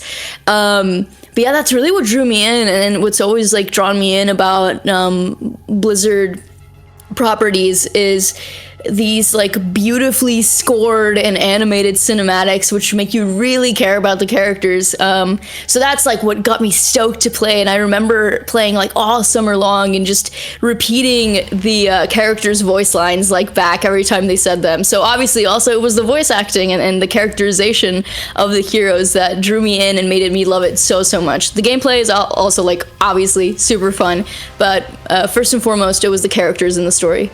What's your favorite short? What's your favorite animated short? Off the dome. Oh, see, that one's a little harder. Nah, you gotta get it off the dome. My favorite short? Oh my god. Most recently, Kiriko's makes me cry. But like OG shorts. Oh, you gotta cut this dead air. Derek, what the fuck are you doing? Maybe the May one. I can't remember. Someone's gonna call me a fake fan because I can't remember which ones came out like with the release of the game, like right around early days. Yeah. But like, yeah, what I can think of like most recently, probably Kiriko, and like early on, like the May one was just like, hey, this is like really sad that all her friends are dead, and she's like keeping a cheery disposition and like, you know, essentially Tony Starking in that Arctic lab. But maybe I should pay homage and be like, hey, OG Winston, you know, is this on? Yep. Yeah. So you obviously stated a lot of locations are in those cinematics. What is your favorite game mode or map to play in the video game itself? Favorite game mode, probably QP, just like regular, yup. You know, queuing for DPS. Favorite map. What do I like? I like Oasis, the control map where there's like the. I was gonna say you come in from separate sides, but that is every mode in every game. It's like a cylinder in the middle, and you can like hide in it, but you can't overtime in it. Do you know what I'm trying to say? Yeah, it's I don't know the sub point off the top of my head, but I think it's City Center. I think it is City Center. All right, I could be wrong, but I think it is. That one. Honestly, I think I like both Oasis maps that I'm thinking about. There's another one where you there's like a ledge that you can shoot from directly next to the point. Yep, gardens. Also like that one. Yep. I also really like oh my god, what is it called? Fake fan right here. Highway. Not Highway. The cowboy map. Route 66? Yep. No. You had it. Yeah, the cowboy map. Yeah. The one from Cassidy's. Also, like a real route. Yeah. They're all real places. Well, for the most part. Yeah, I don't think the British Isles are real, but I might have to have a discussion with Connor about that one. If you could make one crazy balance change to any character, or I guess mode or map, who would it be? Or what would it be? Okay. I would want Venture to get back the like mega nuke powered excavation initiation. No bias to that, right? What's that? No bias to that, right? No. Why would you say that? No, I don't know. My bad. Oh, okay, cool. Sorry for interrupting. And the next one would be. You know what? I feel like they kind of went back on this. Roadhog could just freaking obliterate you, like chain hook you and then kill you. But I feel like it kind of is like that again nowadays. So they fixed that, and also no bias there. It's not like I love Josh or anything. What else? What other change would I want? I want them to increase the sound of Sombra's footsteps when she's hidden to 100. So she's still invisible, but if our ears are good enough, we can kill her. Yeah, you're hearing the tippity taps. Yeah, exactly. I wouldn't want it to be like loud, like footsteps like that. I would want it to sound like when a cat runs across a room, kind of thing, like little tippy taps. Okay, I got you, little tippy taps. That's all I got for you. And what is one personal goal or professional goal you would like to reach this year? This year, it's pretty ambitious. A goal just in general, like for my voiceover career, is I would love to voice the lead in a AAA game. Obviously, this is already like a playable character in a AAA game, so like I cannot ask for more. This is just me asking for more, but like also I'm happy with what I have. Would be super cool, kind of like a single player game, like not an online game. And besides that, I would love to release episode 1 season 2 of my Dungeons and Dragons show called The Striker Society. Bigger and better. Bigger and better? Yeah. If it's bigger, it's always better. And hopefully the score for your team is bigger than Matilda's. So if I'm on your team, you know, yeah. We already, me and you already formulated a plan if we're on the same team. So we know what's happening. But thank you for coming on so much. What's coming. Much appreciated. Thanks for having me. Of course, anytime. And now we'll throw it right back into our casters. And just like that, no bias to that venture buff, of course. No bias at all, Rain. But here's Valeria's information. You always follow them at Elvis Badger. They're a voice actor for Venture, as you guys know. Also voice actor for several other anime as well. Has been a fan of this game since 2016 and was featured on Dropout. Now, they will voice the lead for a AAA game someday. Production believes in you. We believe in you, Valeria. You can do that. But otherwise, please give them a follow. Please support them in all their endeavors in the voice actor space. Otherwise, this game 3, from game 1 and game 2, Rain, it has been a close one. So this game 3, I expect nothing less. These teams are like warmed up, ready to go. Like, we're going back into overtime shortly, whatever map we end up on. It's been so much fun to watch these two teams go up against each other. And yeah, I mentioned this before, but like, Staff did a really great job of balancing these teams, it's been back and forth every match, and now we're all tied up 1-1, so we'll see which team is going to be able to grab that lead. Absolutely. And again, we're going to be plugging in that Tiltify once more. If you do !donate in the chat, they'll give you the link to the Tiltify that goes over to the Trevor Project directly. And we are ready again at a $5,386. My little $10 donation going in there. No, I'm putting. There's some incentives that are in fact in play if you donate X amount of money. So there you go, !donate in the chat. Anything definitely helps, whether it's $1 to $500, of which we've seen already today.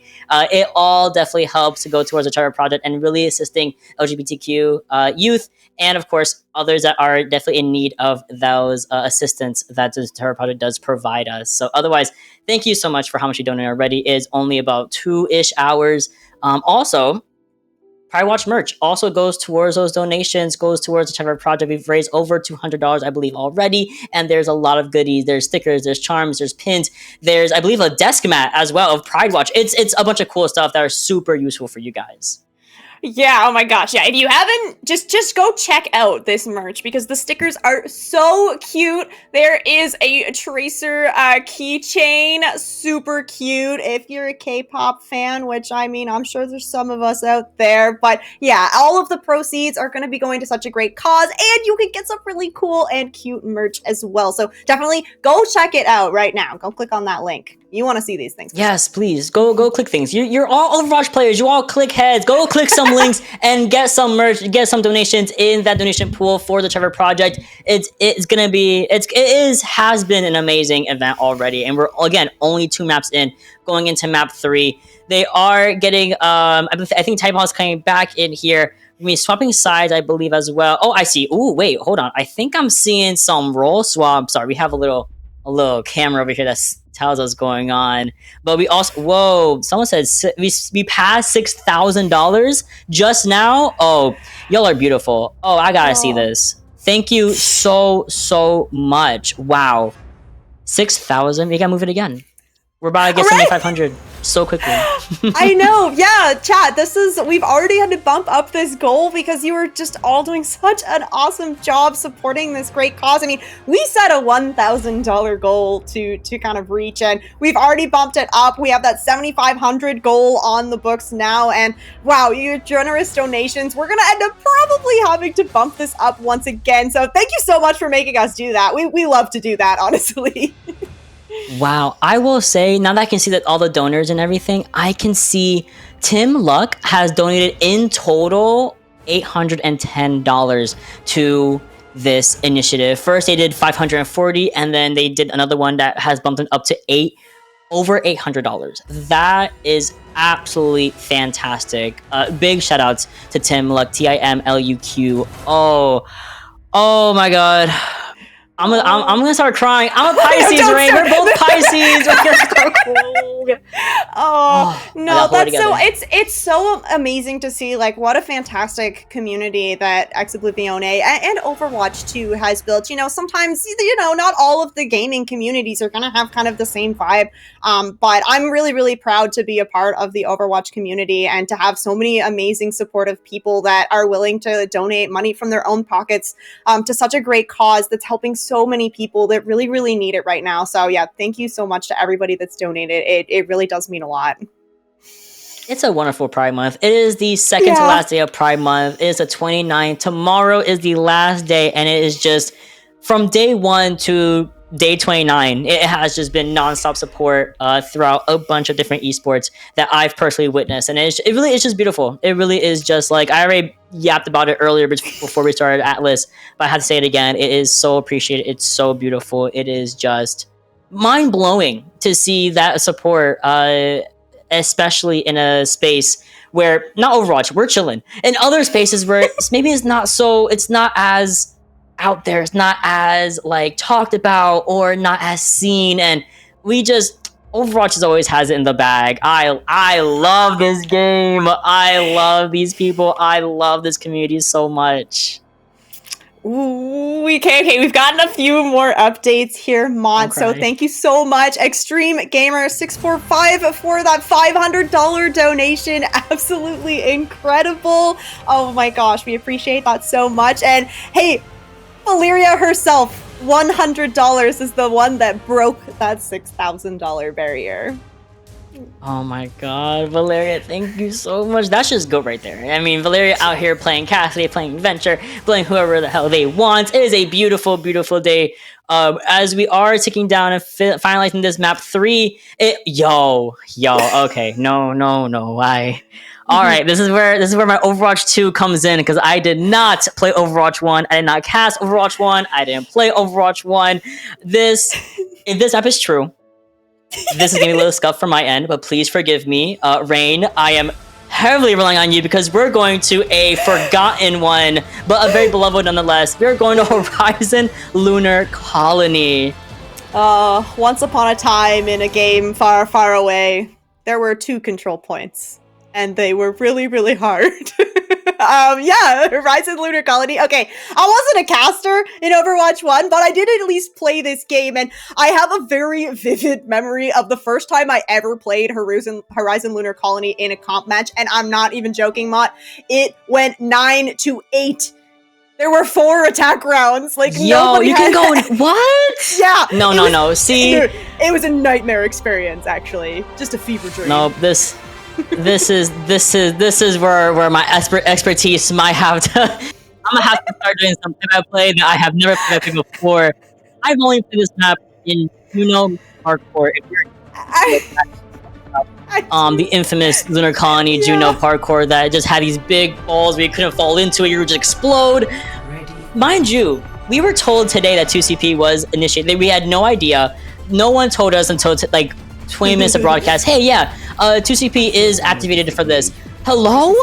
Yeah, no. Unfortunately, we're gonna do our absolute best, guys. Or I'm gonna do my absolute best. Rain got this. Rain knows how this works. I mean, so yeah, taking a look at this first point, because I'm sure that there's quite a few people in chat that have maybe never even seen this map either. So yeah, this first point of the control point. So whoa, okay, yeah, it's set up behind this high ground, which is why it's been so hard to kind of push into, is because you have all this high ground and there's one choke point that everybody on the attack has to walk through as, oh yes, we are not locked here, are we? No, no. This is a classic. Why are there 4 tanks? No, we're making things up. We're just making things up. We decided, okay, map 3, we're gonna do whatever we want. I mean, Team Matilda is playing the 1-2-2 comp, the 1 tank, 2 DPS, and 2 strategist. Now we're out. Where is my Winston going? The zero gravity really coming in clutch for Rox. Definitely keeping Team Matilda on their toes as Rox is flying around in zero gravity and just completely decimating this roster with 4 tanks, mind you. And we're just flying around. Look at my Freya. No, I can't do this serious. And you lock her out? You got it. We saw the request in the chat for space battle, and we definitely did get that space battle. So that's the fun thing about Horizon Lunar Colonies. You have that little section where there's no gravity. You are out in space, and oh gosh, Valeria on this composition. So for those of you that weren't around for Overwatch 1, this was kind of an OG composition. The 4 tanks, you'd have a Moira and a Lucio, and that was how people would break through Horizon Lunar Colony. As we see Team Matilda, oh, they are getting on board with the shenanigans here, bringing out 3 tanks of their own.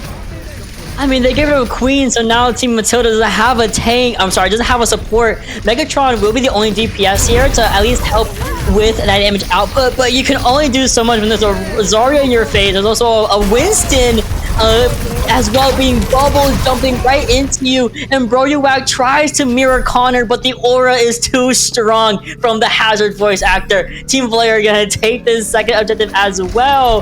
This is crazy. Wait, a test? But not for very long. Bullet shot can be used, but finds nothing. Ooh, what? Rain. No. What do you mean Rollins incomplete?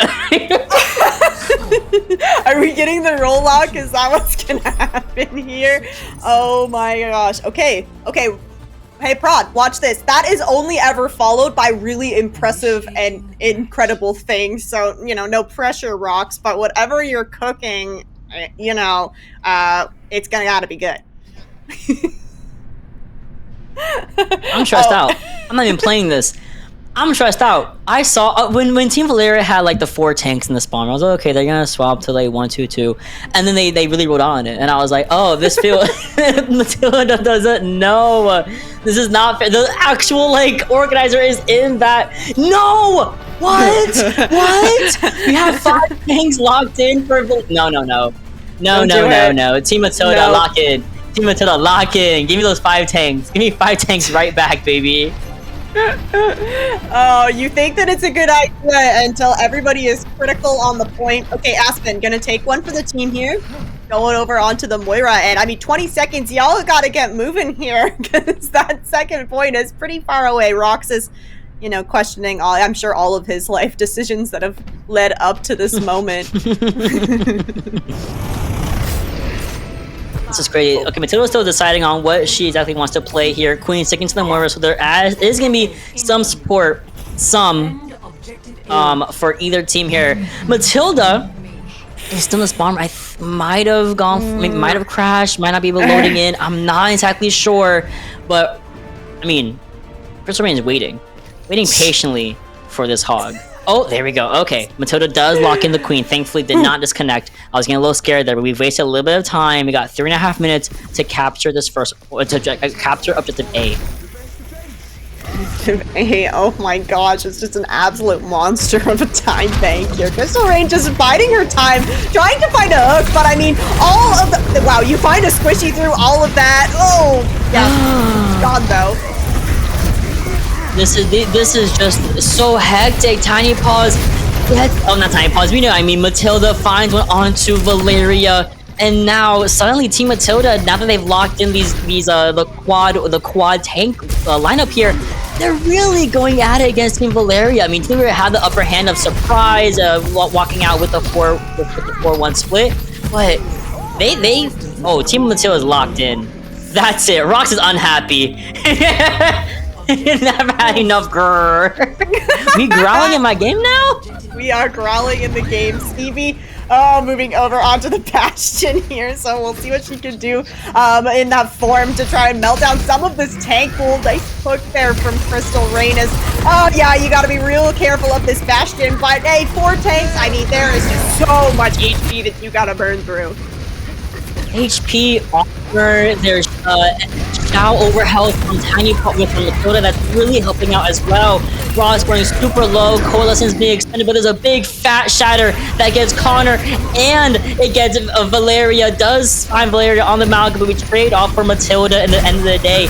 Connor now still has to stay alive on the hazard and help Crystal Rain as much as possible, but I think Crystal Rain doesn't need help. I think she is more than adept at getting these hooks and taking care of these engages. Megatron then finds a beautiful pin onto Connor, but Connor leaps away like the dive tank he is, and Aspen finds the melee finisher on Megatron, keeping this defense base alive.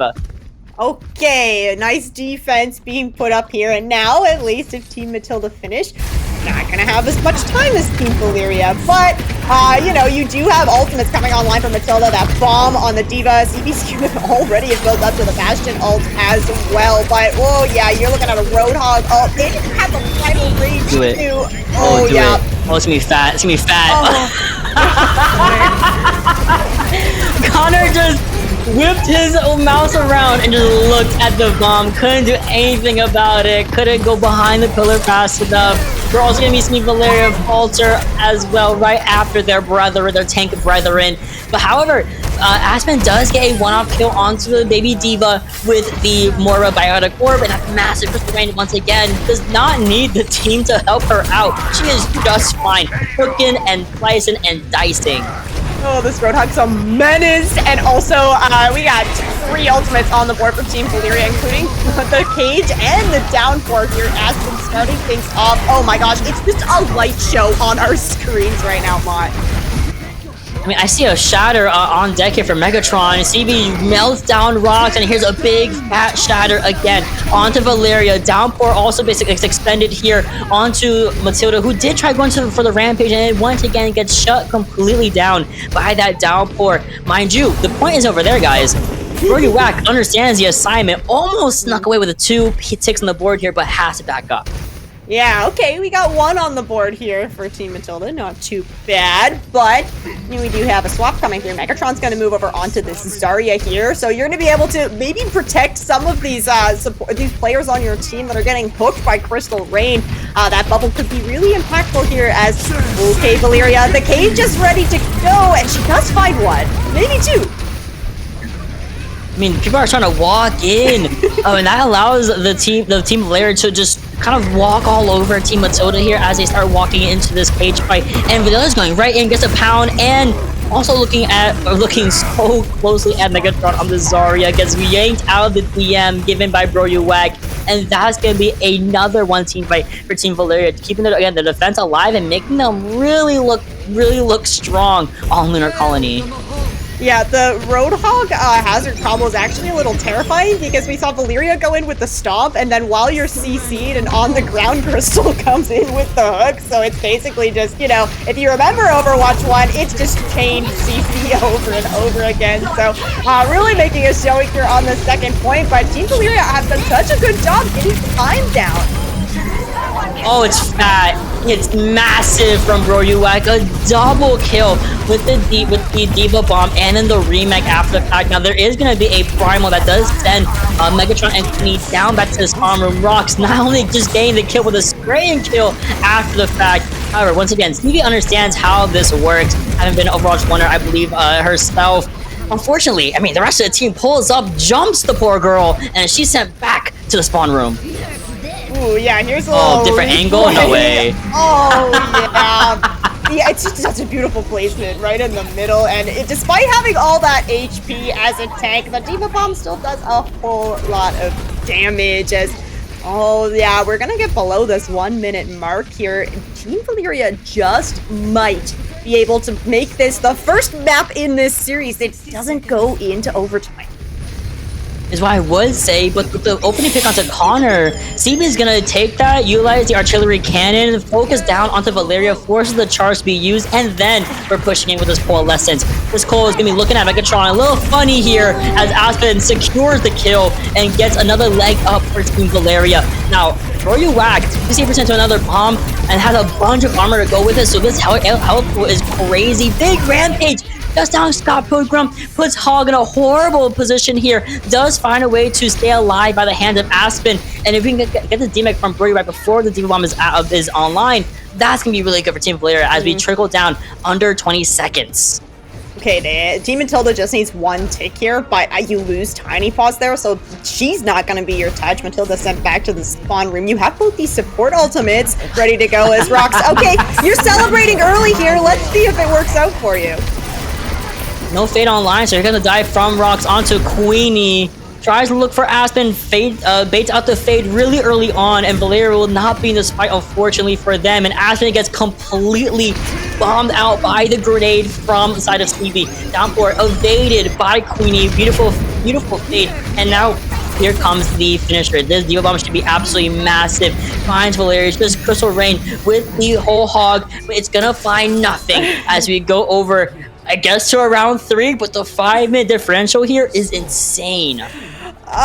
Yeah, 5 minutes, and so you need to basically not allow a single tick on this first point. So that is going to be very, very difficult, I think, on Horizon. I just got word that Watching Overwatch just donated a whole band to the donation, 1,000 entire dollars, bringing us to just over $7,100 donated here for the Trevor Project. That is fantastic. Thank you so much, Watching Overwatch. Definitely in the namesake, you're definitely watching Overwatch right now, and that is fantastic. Thank you so much. Oh my gosh, that is so exciting. We are so close to that $7,500 goal. Oh, absolutely incredible. Thank you so much. Watching Overwatch, gonna put us at that top donation spot. Oh, all this money going to the Trevor Project. This is exactly how I want to end out Pride Month, Mott. You know, it was so funny. We started with a very humble, like, $1,500. I think I'm sorry, 1,000. We started very humbly, $1,000, you know, something small, and we've, sextuple? No, septupled it 7 times, over. That's beautiful. Now, okay, looks like we have some different comps here. Double tank on the play, double support, and, triple support for Valeria, 1 DPS for Matilda. CB going over to the funny character. Ooh, it's Junkrat time. I don't hate it here for trying to, full hold basically as Crystal Rain has just walked herself onto point here with Rox. All right, Rox is gonna get punished for that though. Nice, strong hold here for Team Matilda. You engage through that first wave. Now we'll see if they can get set back up and ready for this next fight. Ooh, late stagger onto Connor, so that's going to give you just a little bit more time to work with here, and honestly, you take those if you're Team Matilda, 5 seconds here, 10 seconds there, whatever you can do for this 4-minute time bank.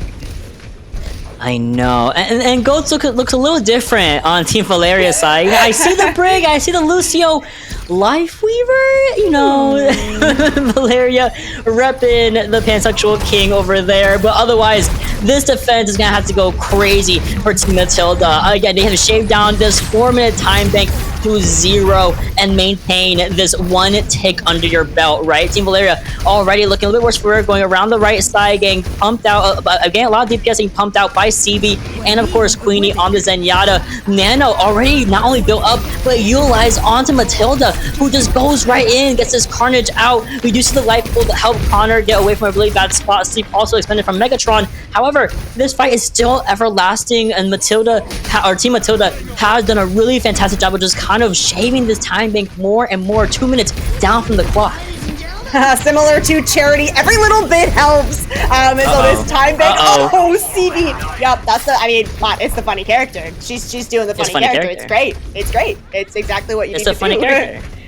is the Junkrat into Queen. It's like peanut butter and jelly. Junkrat into Queen, so good for Queen, not quite for Junkrat. But CB says otherwise and gets a beautiful 2K with the Rip Tire. Now, Queenie does have the Transcendence online, which is gonna be really good coming up against this Graviton Surge from Crystal Rain, which is slowly being built up and will be expended in this next fight. 2 minutes and 40 seconds on the clock here. Aspen also has a Sound Bear, so that's triple support ultimates online for Team Valeria. Big nade comes from Megatron, but no follow-up.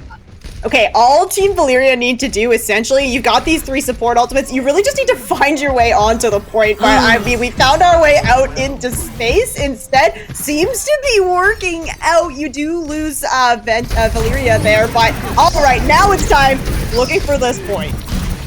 Time to get real active. Sound Bear in response to the Transcendence, in response to the Graviton Surge. There's a rally as well being utilized from Rocks, and this is going to be helping Team Valeria not only take the fight, but also take the tick they're needed to win this out 3-2. You guys want this back? What? This was crazy. It was all for charity, walking out with 4 tanks and 1 support. It was all fun and games. What a map. What a map type. Y'all dealt with this? No. This cannot be the 2CP we needed back in our life. Yeah. Actually, yeah, it worked out really well. You know, we get to go back to 2CP and we get to go back to the silly, fun compositions that, you know, maybe some of us miss from Overwatch 1. I'm sure there's some nostalgia out there for some folks. But yeah, it was so fun to see. And yeah, it didn't go to, you know, the 8-9 that I suffered through. But, you know, getting a lot of time off that clock, it was a nice attempt at that defense, but it was just too much. There were just too many tanks. There were too many ultimates. That Ghosts look really different there. Ghosts look looks real different. But as always, after each map, we have a quick little interview with one of the players playing today. That being, I know a lot of people got a little bit of a raid going. Thank you so much for the raid. And some people were like, "Hey, what's going on here?" As a quick reminder, this is PrideWatch. This is a charity event and going in favor of the Trevor Project. We have your favorite streamers, your favorite voice actors. That being Hazard, Brigida, and Adventure all playing today, and some streamers I read of note, Bro You Wag, Aspen, for example, Queen Rain or Crystal Rain as well, Queenie as well. It's a really fun time. And speaking of, this is some broadcast talent, one of our very own. We have CB with an interview with Rocks coming your way. Don't go anywhere and stay tuned. All right, ladies and gentlemen, that was a phenomenal map we just watched, I'm sure. And I'm here with CB. CB, hello. Hello, hi. How are you doing? Give us a brief description of yourself. What are you doing here today? A brief description of myself. All right, well, I'm 5'11". I am very muscular. Currently have red hair and glasses. More importantly, I'm an Overwatch caster, streamer, content creator, host, analyst. Currently addicted to this game. I ran out of fingers, but all of those were true. What makes you love playing Overwatch? Mostly Stockholm Syndrome, but also the community and the feeling that I get when I get to hang out with some of the other people in the Calling All Heroes scene, in the Overwatch scene, you know, following Overwatch esports. I'm deeply entrenched. It's too enjoyable. Yeah, and, you know, you are on a Calling All Heroes team, if I remember correctly. How's that been going? Surprisingly pretty well. We're currently undefeated in Swiss as of recording this. Hopefully that trend continues. No, this is live. This is live. Oh, this is live? No. I didn't. What is your favorite game mode and map to be playing in those Calling All Heroes Swiss stages? My favorite game mode is Push. I am a Push apologist, and I will go to bat for anyone who thinks Push is a bad game mode. I'll put you down. I'm sorry. It's the best Overwatch 2 game mode that has ever come out. I think my favorite map, though, might be a controversial one. New Queen Street, just for the aesthetic. I like snow maps. Snow maps are always pretty, and it's a Push map, so it's everything a growing girl can want. You know what? You're valid for that one, because I think that and Kings Row are mine, too. Like, they're tied for me. Winter Kings Row? Yeah, like specifically Winter's Kings Row even, because it's just so pretty. Yeah. But if you could make one crazy balance change to hero mapper mode, anything like that, what would it be and why? I would delete Doomfist. I would just delete him. That's it? Next question? Yeah, that's the easiest question of all time for me. Like, I don't know if you count that as balance change, but just get him out of here. All right, I hate him. Alrighty, fair enough. What is one goal you want to reach personally or professionally this year? I think professionally, I want to cast the LAN this year. I think I've got what it takes. I think I gotta have a good time with it. I think it's one of those things that I've wanted to do ever since I started casting, and getting to cast like a real, true LAN with an audience and the energy is something that I have always wanted to do, and it would be awesome to get to do it this year. Yeah, I mean, you talk about Stockholm Syndrome. We got Stockholm coming up, so maybe it'll happen. You can only hope. I want to thank you for joining Blizzard, me, and what? I said, Blizzard, get at me. Blizzard, you know where to find her. I want to thank you for joining me, and let's hope these maps keep going well for you. I don't know which team you're on yet because we're live, but yeah. Atlas Kesco. Currently on Face it is Team Edgy Mom because they won't let us change our team name. All right, well, Team Edgy Mom on top.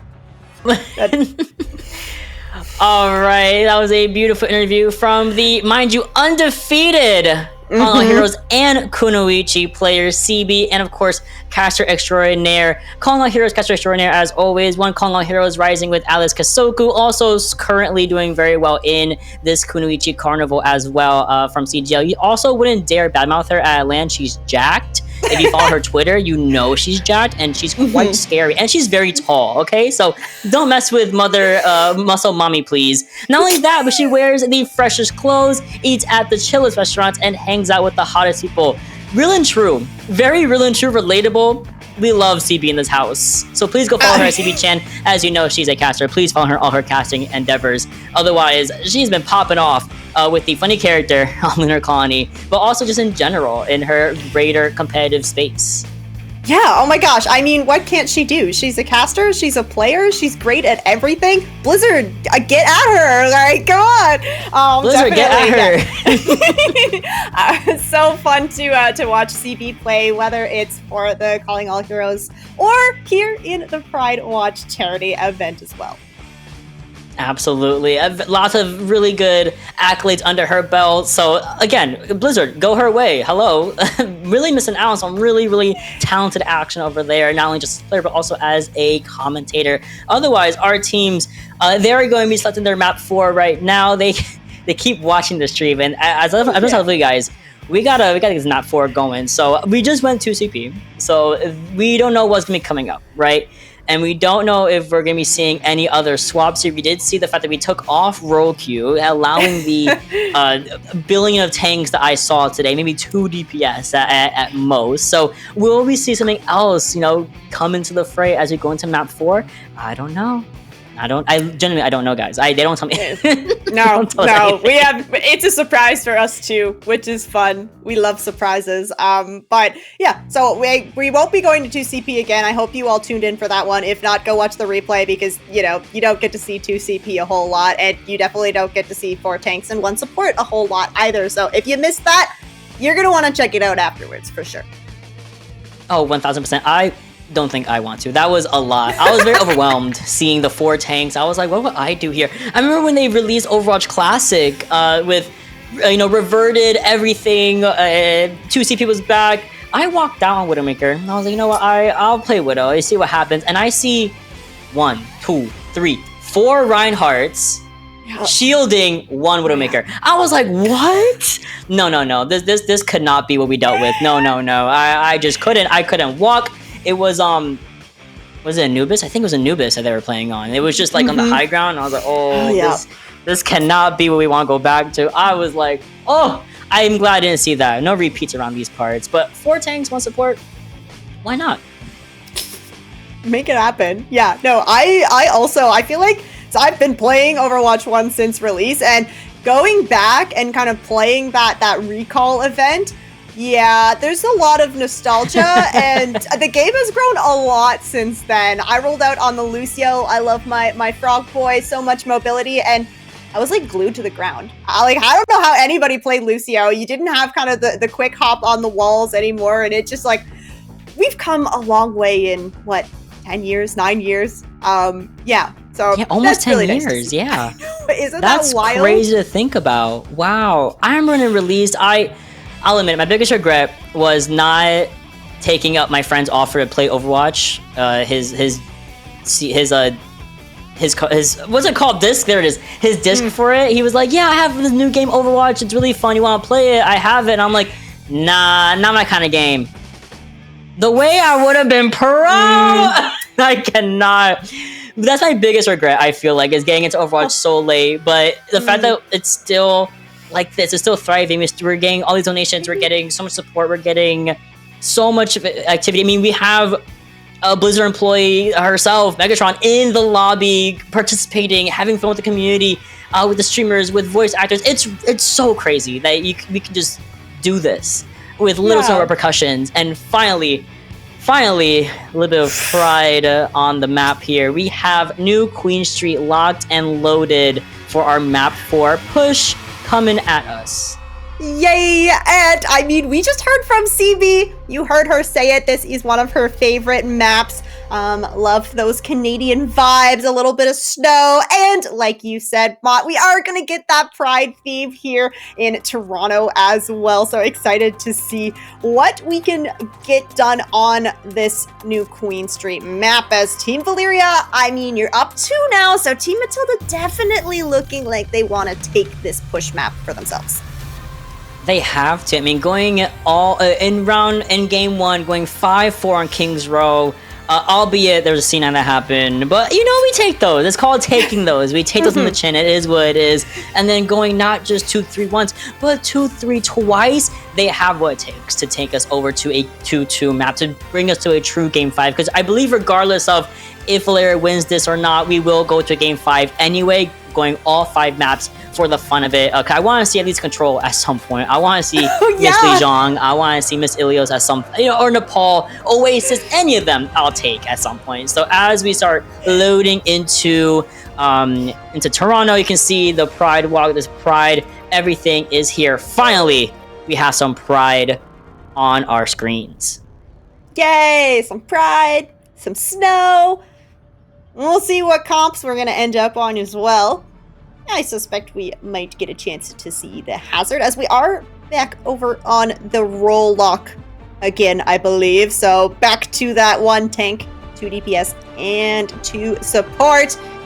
Doors are going to be opening here. All right. Ooh, okay. I mean, Mott, we could have a Hazard mirror coming out here. A little bit of pressure, maybe, for Connor. I'm saying, I see a Hazard mirror, and I know that Broduak was trying to get that mirror off with Connor, but, you know, we have a Diva and a Hog, and we had a Winston in our face the entire time. Couldn't truly get that 1v1, but now we are locked and loaded with some really interesting comps here. Team Matilda running what they kind of ran similar to the Sojourn and the Freya and the Brigida on King's Row. Valeria looking like we have the Soldier, we have Ashe, we have Double Hispan on the field here, we have Aspen also on Iyari. It's going to be interesting to see exactly how these compositions will be working with one another, as we see Statue be taken over by Team Valeria and Team Matilda only now meeting them up at that site. Yeah, Team Matilda, you're going to have some... Okay, goodbye, Valeria, off the edge. I mean, that's great if you're Team Matilda. I mean, even better if you get Crystal Rain out of there as well. Team Matilda up 2 already, and also having the bot or the objective under their belt, pushing easily through the streets of Toronto. Team Valeria needs to regroup quickly here and be really mindful of the sightline that is being taken over by Megatron. Yeah, we saw Megatron play this Freya when we were over on King's Row, and okay. We have okay, the environmental kill. Oh no. Valeria. It happens. Yeah. Not the clip on it, too. Yeah, I know, right? These observers are so good.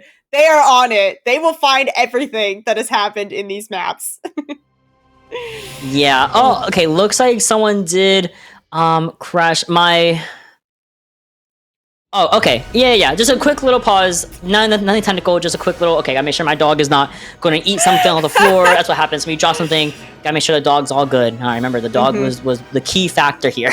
Okay, yes. So as we get that out the way, we should be starting things up really quickly. But again, Team Matilda is super confident here as they're already pushing the bot to 35 meters and really close to that checkpoint. Yeah, approaching rapidly, but Team Valeria are going to have an opportunity to kind of come in for the recontest just before this checkpoint is captured here, and looking like, yes, it will be Connor kind of getting that last second touch. And not just the touch, but also the elimination onto Matilda, who has now gone over to the Moira, dropping off that DPS role. Crystal Rain comes in as well, finds a beautiful connection onto Wag, and that again is going to be the kind of break that Team Valeria needed. Megatron finds a nice headshot onto Scott Pilgrim, onto Valeria, and suddenly we're look all good for Team Valeria. Team Matilda comes through, regains their composure. Connor is still at least on the fight and bringing the bot a little bit back, but oh, well, might have pulled the trigger there a little bit, CB. I got a little trigger happy.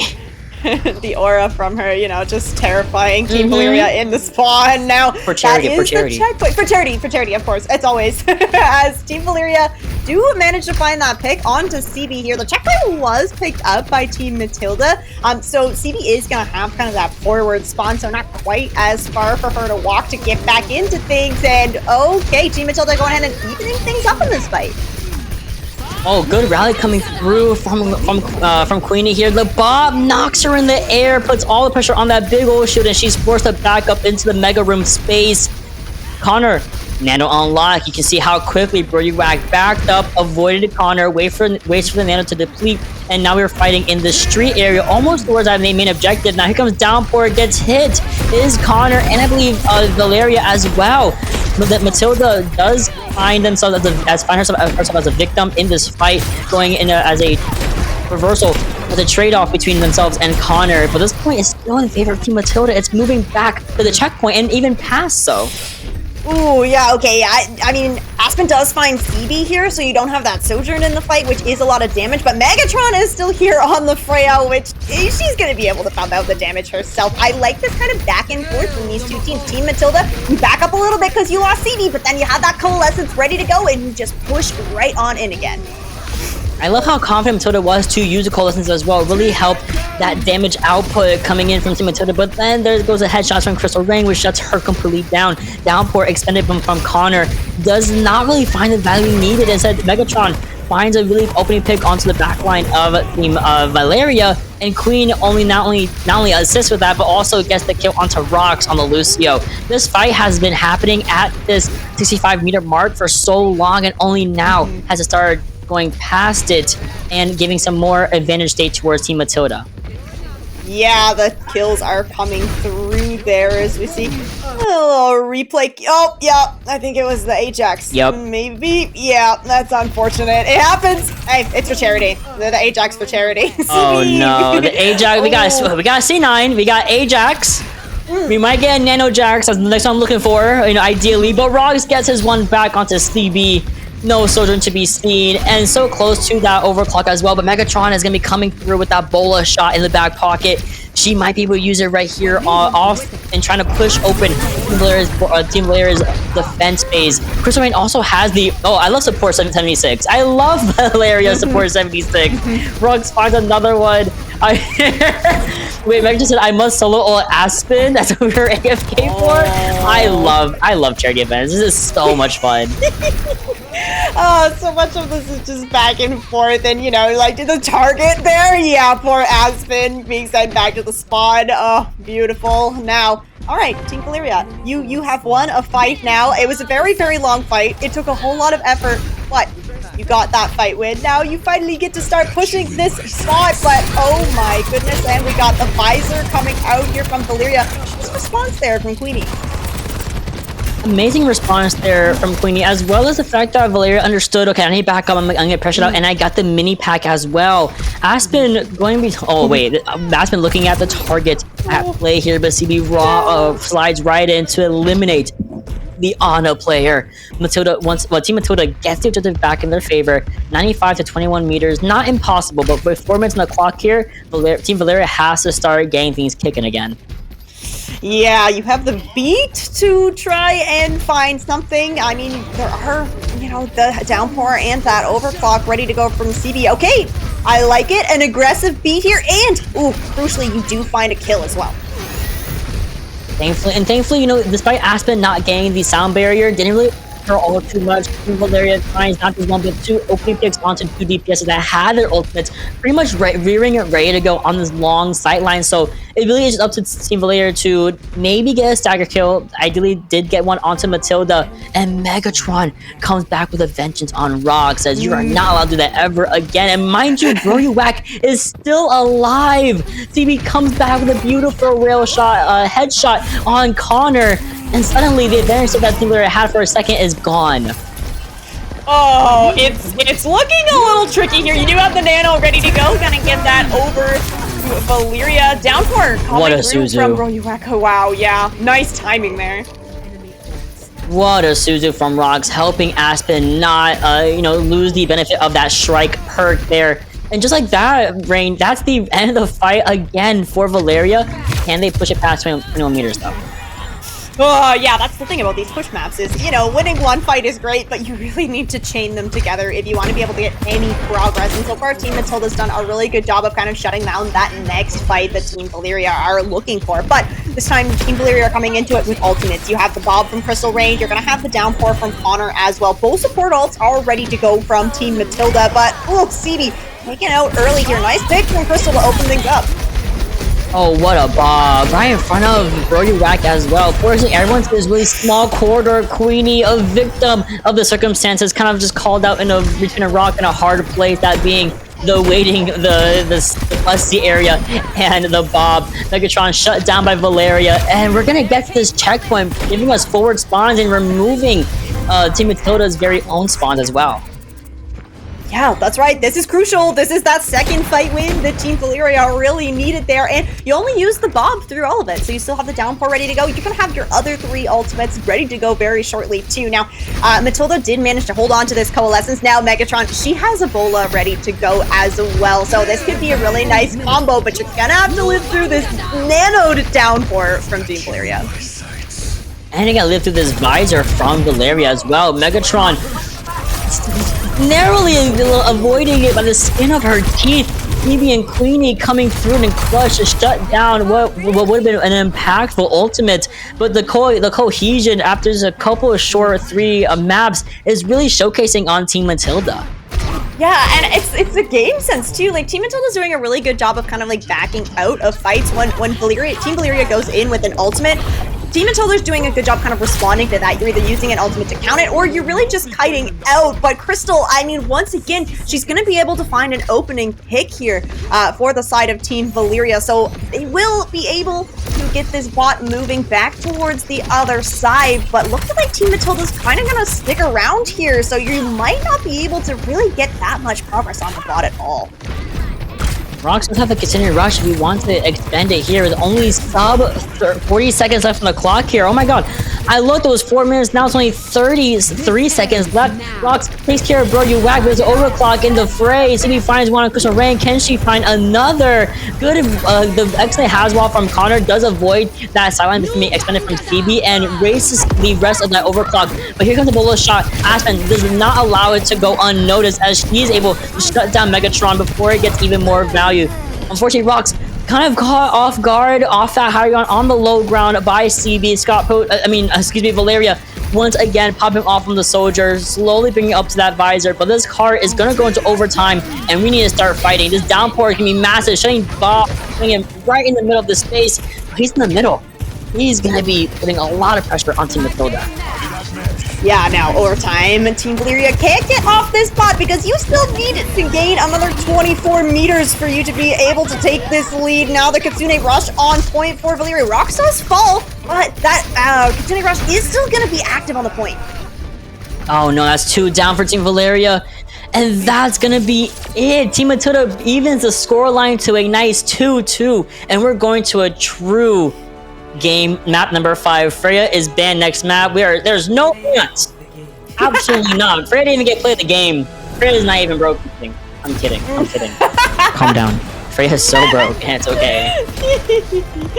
So good. Yes. Yes, and I mean, Megatron piloting this Freya has been pretty terrifying. So I could see why that thought of a Freya ban could be put forward. But hey, all is fair in the game here at PrideWatch. As we go to that 5th map, Mott, I am really looking forward to seeing which one of these teams is going to be able to claim that victory and those bragging rights. Oh, heavy on the bragging rights, because they made these teams so even. Now we have another pre-recorded interview for you guys between Rogs and Crystal Rain. Let's go over there and watch closely. Hello, everybody. Welcome back to our little interview studio here. And today I'm here with a good friend of mine, Crystal Rain. Crystal Rain, how you doing? We're friends? I didn't know we were friends. Oh, that's interesting. Yeah, no, that's I'm that's kidding. not what you're saying to me in DMs, but I don't that's know all right. That's all right. PayPal me to carry you in Overwatch makes us friends, but All you know, right, it's neither here nor there. We can start that off. We could sort that out off air, you know. Yeah, I'll just put pictures of the scoreboard the last couple games we played. Anyways, bet. Can I land a shot? What's his back? Guys, oh my Sorry for the technical difficulties, ladies and gentlemen. Crystal inted a little too hard, so Okay. tell us about yourself. So, hi, I'm Crystal Rain. I am a full-time content creator. I stream on Twitch. I do YouTube videos. Mostly on YouTube, I do like game shows, but on Twitch, that's where you can see me in live action, unedited, inting my Overwatch games. I main DPS, but I also play a lot of tank because I love Zarya and Diva. They're my girlies. And yeah, that's me. You have a lot going on in Overwatch, obviously. What makes you love playing Overwatch? What makes you love playing that game? It's been around since 2016. We're almost at 10 years. Okay. Well, I've been playing Overwatch for literally since it came out almost 10 years ago, mostly due to the fact that I'm mentally ill, so I just love the game. But it's the place where I've met, like, just lifelong friends and people that have changed my life completely. And people always ask me, they're like, why do you love the Overwatch community so much if there's so many toxic people and, you know, so many people who make it a hard space for people like myself, like being, you know, a marginalized group and stuff like that. People are always like, why do you love it so much? And to me, it's like for every one person that's like, you know, a shithead that I meet, there's like 20 amazing people that have changed my life. And I have great memories playing games with, and even meeting IRL and creator summits, getting to meet so many like-minded people that all really never would have happened if it wasn't for Overwatch and the game. So yeah, like that one guy came into your chat and said Crystal Rain daughter or whatever son. Oh my god. What? Yeah, there's always somebody weird like that, but Hey, I mean, we're both in the same call together. We're weird as hell. But what is your favorite game mode and map to play? ooh, I think I'm like a hybrid girly. You know, you can't go wrong with like the King's Rows and like just a simple hybrid maps. I'm basic. I'm a normie. I'm a follower. Okay, I like King's Row just like everybody else. But I would have to say, besides like hybrid maps, I really like Control. Like Lijiang Tower is just such a good map, and just you can't go wrong with any Control maps. And I think most people would agree to that. Yeah, I love Mickey Mouse maps where people can just play Wrecking Ball and run around for free. Yeah.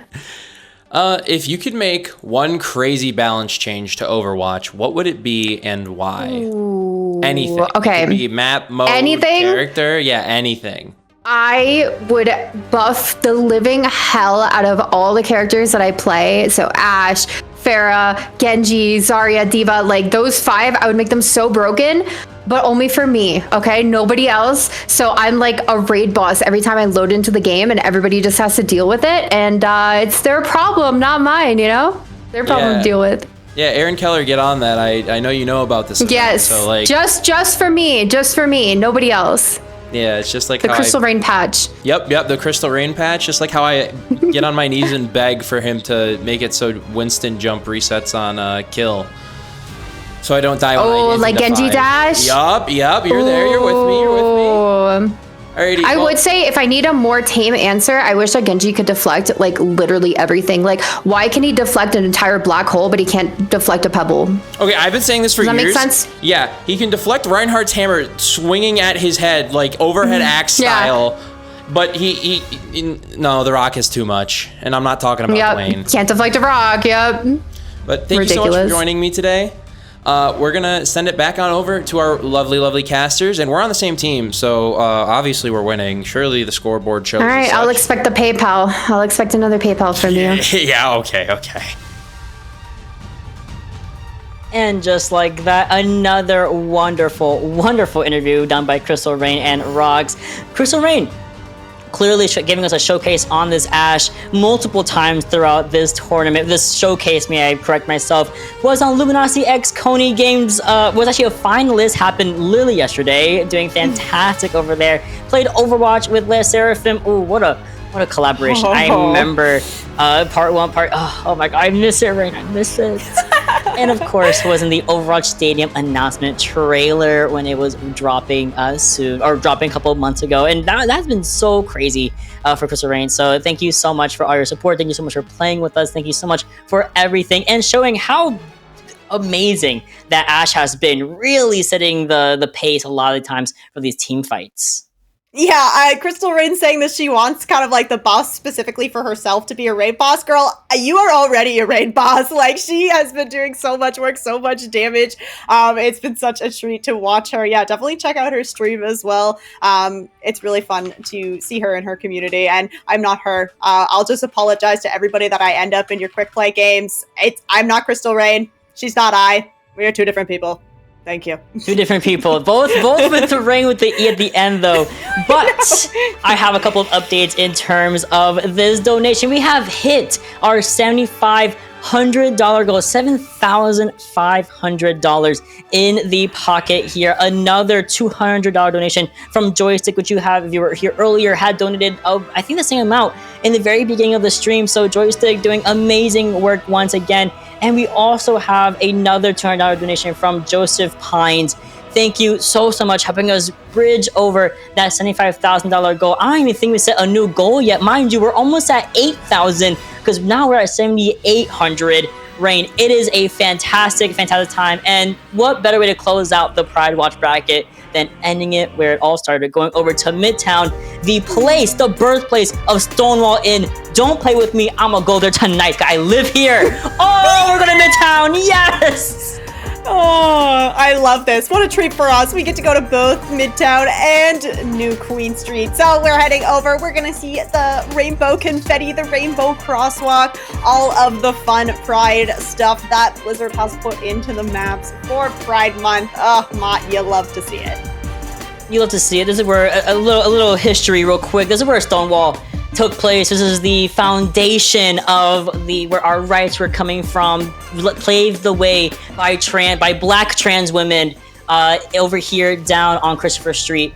It was just fantastic what has really progressed since then, what our black sisters have done for us and paved the way for gay and trans people, not only in New York, but also just in the United States and the world. So big shout outs to Stonewall Inn, big shout outs to that incredible, just historical event, and big shout outs to Stonewall Inn for still operating in this day and age. I mean, they're popping right now. I know they are. Pride is today for NYC, and that's the last stop. So it's gonna be crazy. It's gonna be a fun time. We're going over to Midtown. We're gonna have our teams ready up. I believe Team Matilda on the defense phase. We're gonna have Team Valeria attacking, and this is just gonna be the final map as well. So get those donations in, get that Tiltify even further past 75, past 8,000. Let's get over to 10,000 if we can. Oh my god, if we get 10,000, I'm crying. I'm sobbing on camera. It's been such an amazing, just like the support from the community. We've said it before, I'm gonna say it again, like, we had a goal of $1,000. That was what we were looking at here. And oh my gosh, the Overwatch community has absolutely showed up and just blown that $1,000 goal absolutely out of the water. Oh, we can't thank you enough for supporting the Trevor Project. This is going out to help suicide awareness and prevention in LGBTQI+ youth. It's such an important charity, and all of the money raised here going straight to them. Oh, it's a beautiful way to end out Pride Month. It's a wonderful. I'm gonna cry. I'm a Pisces. I can't do this. I'm a Pisces sun and a Aries moon. I can't do this. I am emotional. I'm an angry, emotional wreck when it comes down to it. As we get our lineup solidified, I know Matilda Lily said, "I don't want to be support anymore. I want to go back to tank." Very controversial statement. You never really see people want to go back to tank, but I feel like we have our role. No, like right, like I have tank players that are like, listen, this scrim, can I please just off roll? And I'm like, you know what, bestie, it's been an hour and 45 minutes. Go ahead and off roll this last map. Go have some fun. But Matilda going right back over to that tank slot. Connor repping that tank the entire time, having a lot of fun on that Haz. I feel like also you've been seeing the improvement, I feel like, from each of the players, from each of the voice actors as well. Just as the maps go on, they really start to get more and more cohesive. Game one, it was a little bit, one-off trades, really, I feel like they were really relying on our streamers to get these opening picks, especially Aspen, for example, on Kiriko or Juno and what have you, or Crystal Rain on Ashe. But now it's like you're seeing them really get confident, really get in there, be confident of the supports, being confident of their DPS to go in and get those kills as tanks or whomever they're playing. So it's a really cool little progressive storyline we're seeing with these guys. Yeah, we're seeing it live, like Overwatch being this team-based game. I have always said, like, the best way to enjoy Overwatch is on a solid competitive team, and where you're getting, we haven't mixed these teams up, right? It's been Team Matilda versus Team Valeria all afternoon/evening, depending on where you're at long here, and that's exactly it. You get to play with people that you're getting along, you're having a great time. I mean, it seems like they're having fun. I know we're having fun, so if you're enjoying things, and just not stressed out, it's not ladder, it's not competitive, just here for a good time, here for charity, and I really do think that makes you play better. It really does. And mind you, we're under $100 away from $8,000 donated towards the Trevor Project. Again, an initiative really heavily focused towards the suicide awareness in trans and gay youth, and just that support base that they may not have in the home, maybe not have in their family, may not even have with their friends or in school. So Trevor Project is that support that they do typically get, and they're so good. There's volunteers that are on call all the time to help these kids, help these teenagers with themselves, with knowing who they are, with who they love, with how they identify, and all of the above. Sometimes a little bit of both, sometimes a little bit of none, right? Also, our asexual people out there, big eyes on you guys as well. Everyone falls all in this category. Everyone deserves support and love. So please keep those donations going. Keep those merchandise. Whoa! Buy merch as well. That goes also towards the donation pool, guys. Not keys. That's crazy. Keychains, there's pins, there's mouse pads, there's a bunch of stuff. Go to the Ex Oblivione website right now and get your merch. Please, it's so cheap. 20, 30 euros for the bundles, and everything one off is less than $15. It is all handmade, all beautiful, all done by our artists. Oh, the artists really knocked it out of the park with these designs. If you haven't checked it out, just go check it out. Even if you're like, man, I don't really need a keychain or stickers. Okay, it's for charity, so you do need it. 2, they're so cute. They're absolutely adorable. So just go take a peek at it. You're gonna love it. How could you not? Rainbow colors. They have stickers for all the Pride flags. So super inclusive as well, which we love to see in Pride Month, of course. So yeah, check it all out. It's all for a great cause. And like Mott said, the proceeds from those sales will go towards this charity event as well. And that is not being counted in our donation goal currently. So what you're seeing is just monetary donations into Tiltify. So we're going to get a grand total after all is said and done. So, I mean, we could be rapidly approaching that 10K goal, maybe. Absolutely. I mean, last time we checked, we were at 200, but that was 2 hours ago.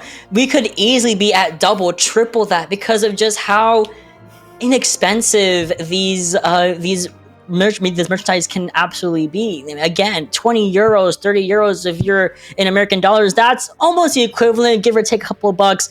I'm sure in Canadian, likely a little bit similar story, correct? With euros and Canadian dollars. Guys, they have Lifeweaver. They have Lifeweaver charms. I am invested. I love Lifeweaver so much. I saw the art for it and I was like, you cooked.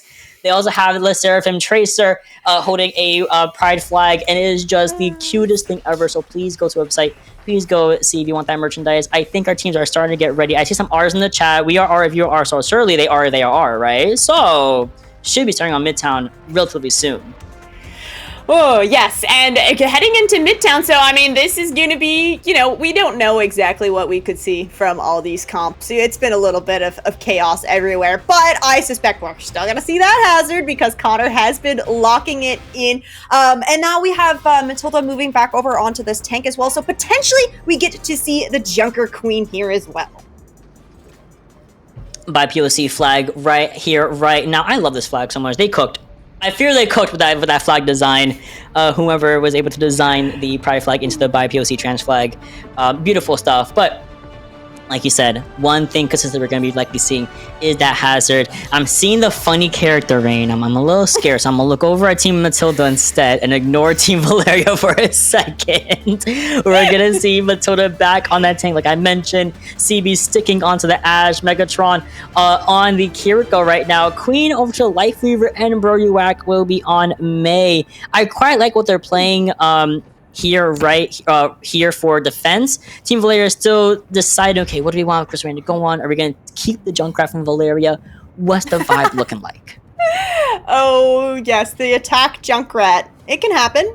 It can happen in your comp games, too. Yeah, keep an eye out there as Team Matilda are going to have... Okay, CB has swapped over onto the Symmetra as well, so she's still going to be walking back from spawn, but hopefully should be able to get back fairly quickly with that teleporter. Okay. Oh my gosh, Mott. It is the Junkrat Farah DPS line rocks over on that Mercy as well. So Team Valeria once again pulling out this pharmacy that honestly it worked for them on King's Row.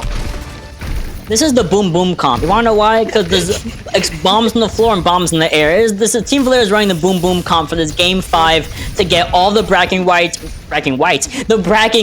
here. Unfortunately, Connor gonna be shut down by CB. Kind of dives in a little bit too far with a little bit too little health and could not get topped right back up by the back line of Rox and Aspen, whom are playing the Mercy and the Juno. Interestingly enough, Aspen trying her best to get this 1v1 against Broyuak, but couldn't find a success.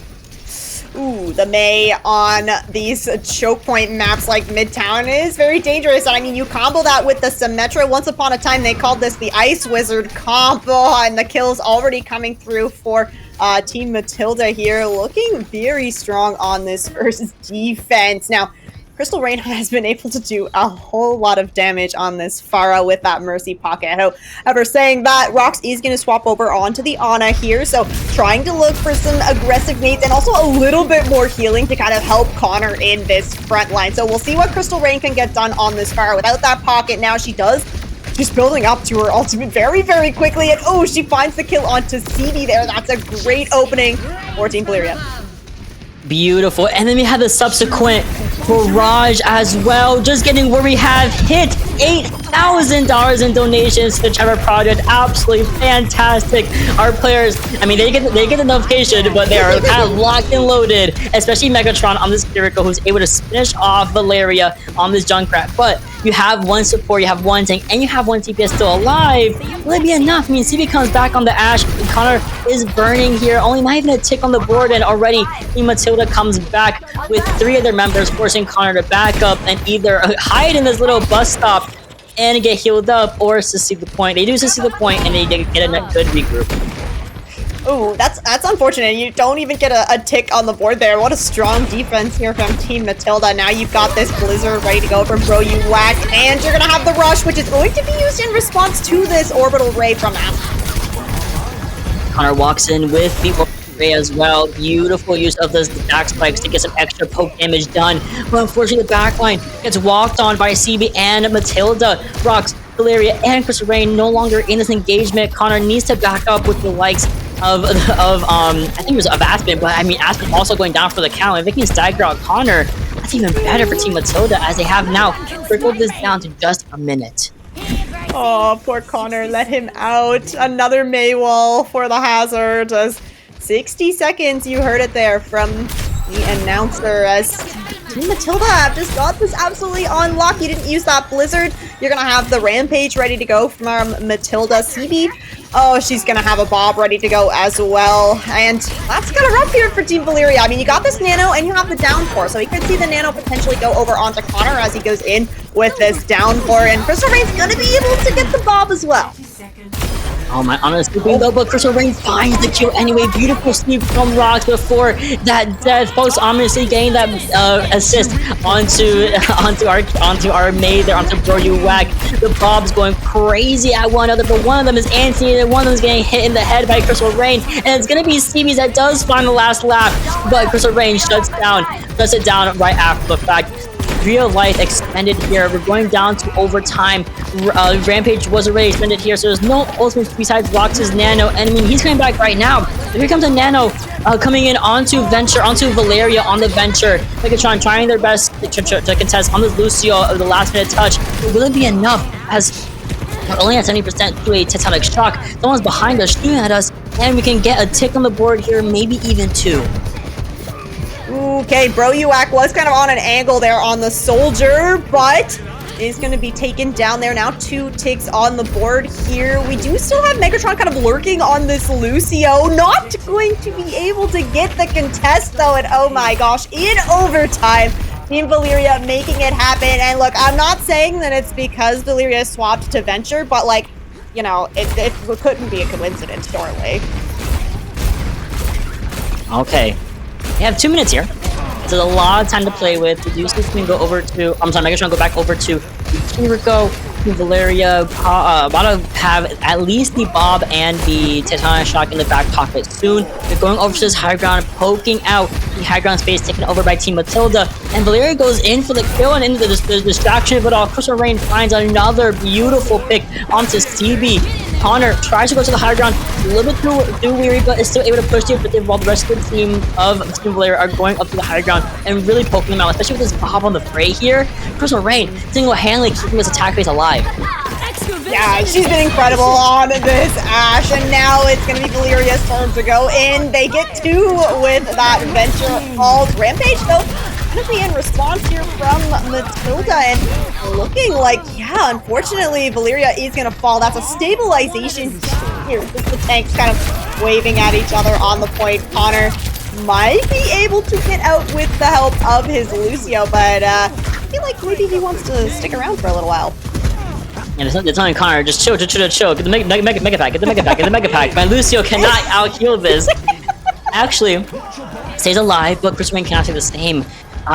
We're trying to stabilize, trying to actually build that beat. This beat gets built up so fast after Lucio got that increase in healing buff.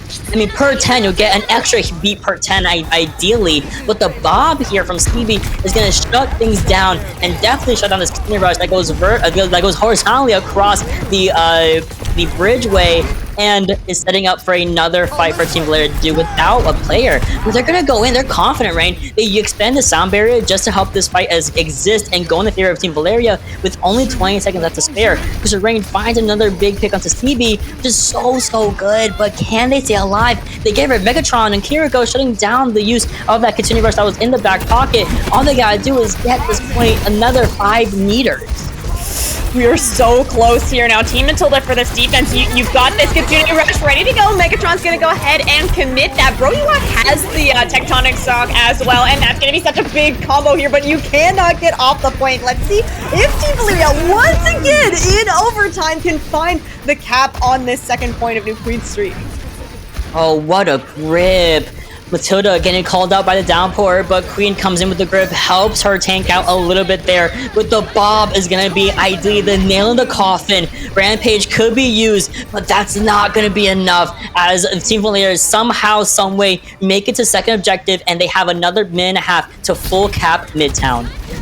Oh my gosh, overtime champions here on the side of Team Valeria. All the Rampage through, but yeah, the Bob from Crystal Rain has just been so good. Doing a great job showing why this Ashe is one of her favorite heroes for sure. Now, moving into third point, Team Valeria don't have a whole lot of time to work with, so you very well could end up finishing this in overtime if you do get to that third checkpoint. Now, you do have that Kitsune Rush ready to go from Aspen. Valeria gonna be able to build up to that tech Tectonic Shock as well. And for the side of Team Matilda, I mean, you kind of used everything in that last fight that you had ready to go, so you don't have a whole lot to work with right now. Honestly, you really want to just like take a couple of fights, get Queenie built up to this tree, because that's the closest one that you're at right now. Oh, we had the lamp also used here. Rocks going over to the Baptiste. They have the containers as well, kind of sneaking down those stairs into the last main way of Midtown.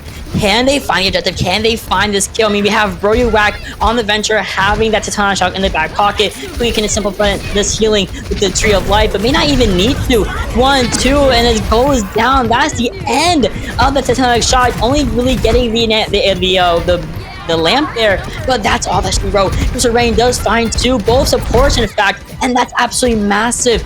Team Valeria is still fighting for their lives. Connor's on the objective alongside Valeria, but now there's a Bob behind us. And ladies and gentlemen, that might be all that she wrote as overtime does tick down and we get shut down at 2.66 meters into objective B. Can Team Matilda outdo that?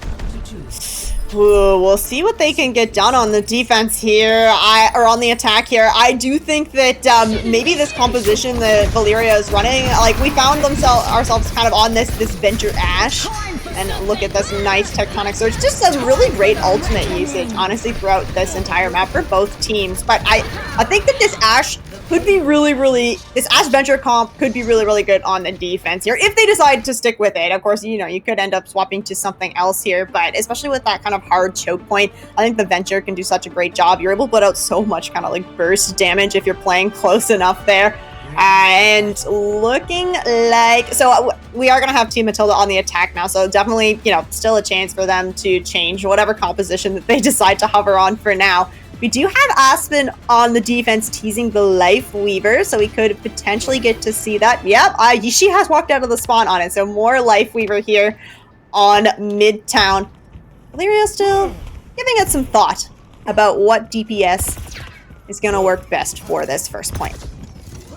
Well, now we know for a fact that CB and Valeria have beef now after that Bob on second point that completely shut down their Venture from even touching the objective. Valeria themselves actually going over to the Reaper so far, at least on the defense phase, and we kind of, if this is a repeat of, you know, game 1 Kings Row, their defense really did break apart relatively easily, but maybe between 4 hours ago and now, maybe we see something different. I love that we had that Reaper, however, as they're just putting a lot of damage output onto Matilda on this Queen with relative ease, but we gotta get through first, and with the speed ring being expended already, there's no other go button besides get an opening pick. CB gonna be yanked by the dagger, or not by the dagger, but gonna be shut down by Crystal Rain. I saw a dagger from somebody else, from Matilda, and just like that, Crystal Rain really does open up a lot of these fights and shut them down almost immediately. Yeah, really impressive stuff there. The Ash doing that kind of poke damage as, you know, Team Matilda's trying to walk in here. And that Dynamite, oh my gosh, if you can hit the Dynamites, you're going to get that DPS passive minus 30% or 30% kind of reduction to the healing of whoever's burning it. Look at this. She's already at 83% towards a Bob. You know that Crystal is hitting all these Dynamites. Oh my gosh. I mean, Bob's ready to go. Because why did Connor get slept and no one cared? Everyone was no anti-follow-up, no nothing. Just let the man rest is what we were thinking for Team Matilda. Megatron helping out with this healing output, but the pressure being put on Tiny Paws is a lot, especially from these headshots coming in from Crystal Rain, from the shotguns of Reaper from Valeria. CB thankfully gets another big opening pick in favor of Team Matilda, which is going to allow them to really walk in and just give CB a lot of this space, a lot of these long-range plays to just pepper headshots in over and over and over again. We also use the Nano onto Tiny Paws. That aura, the aura is enough to back Valeria away, back Team Valeria away, and try to either do a retouch from Valeria or just set up on high ground. Looking like Valeria going in for this retouch. Does have the Wraith forced out, but hey, in return, Megatron is going to use that Orbital Ray and the Bob coming out from Stevie here as well. So even if Team Valeria aren't able to kind of win this fight, you at least get some big ultimates out. Well, I mean, Rox has the amplification matrix in the back pocket. We are seeing the lamp also be used, and I mean, we're in relatively safe spot. Here comes the Titanic shot from the back line, though.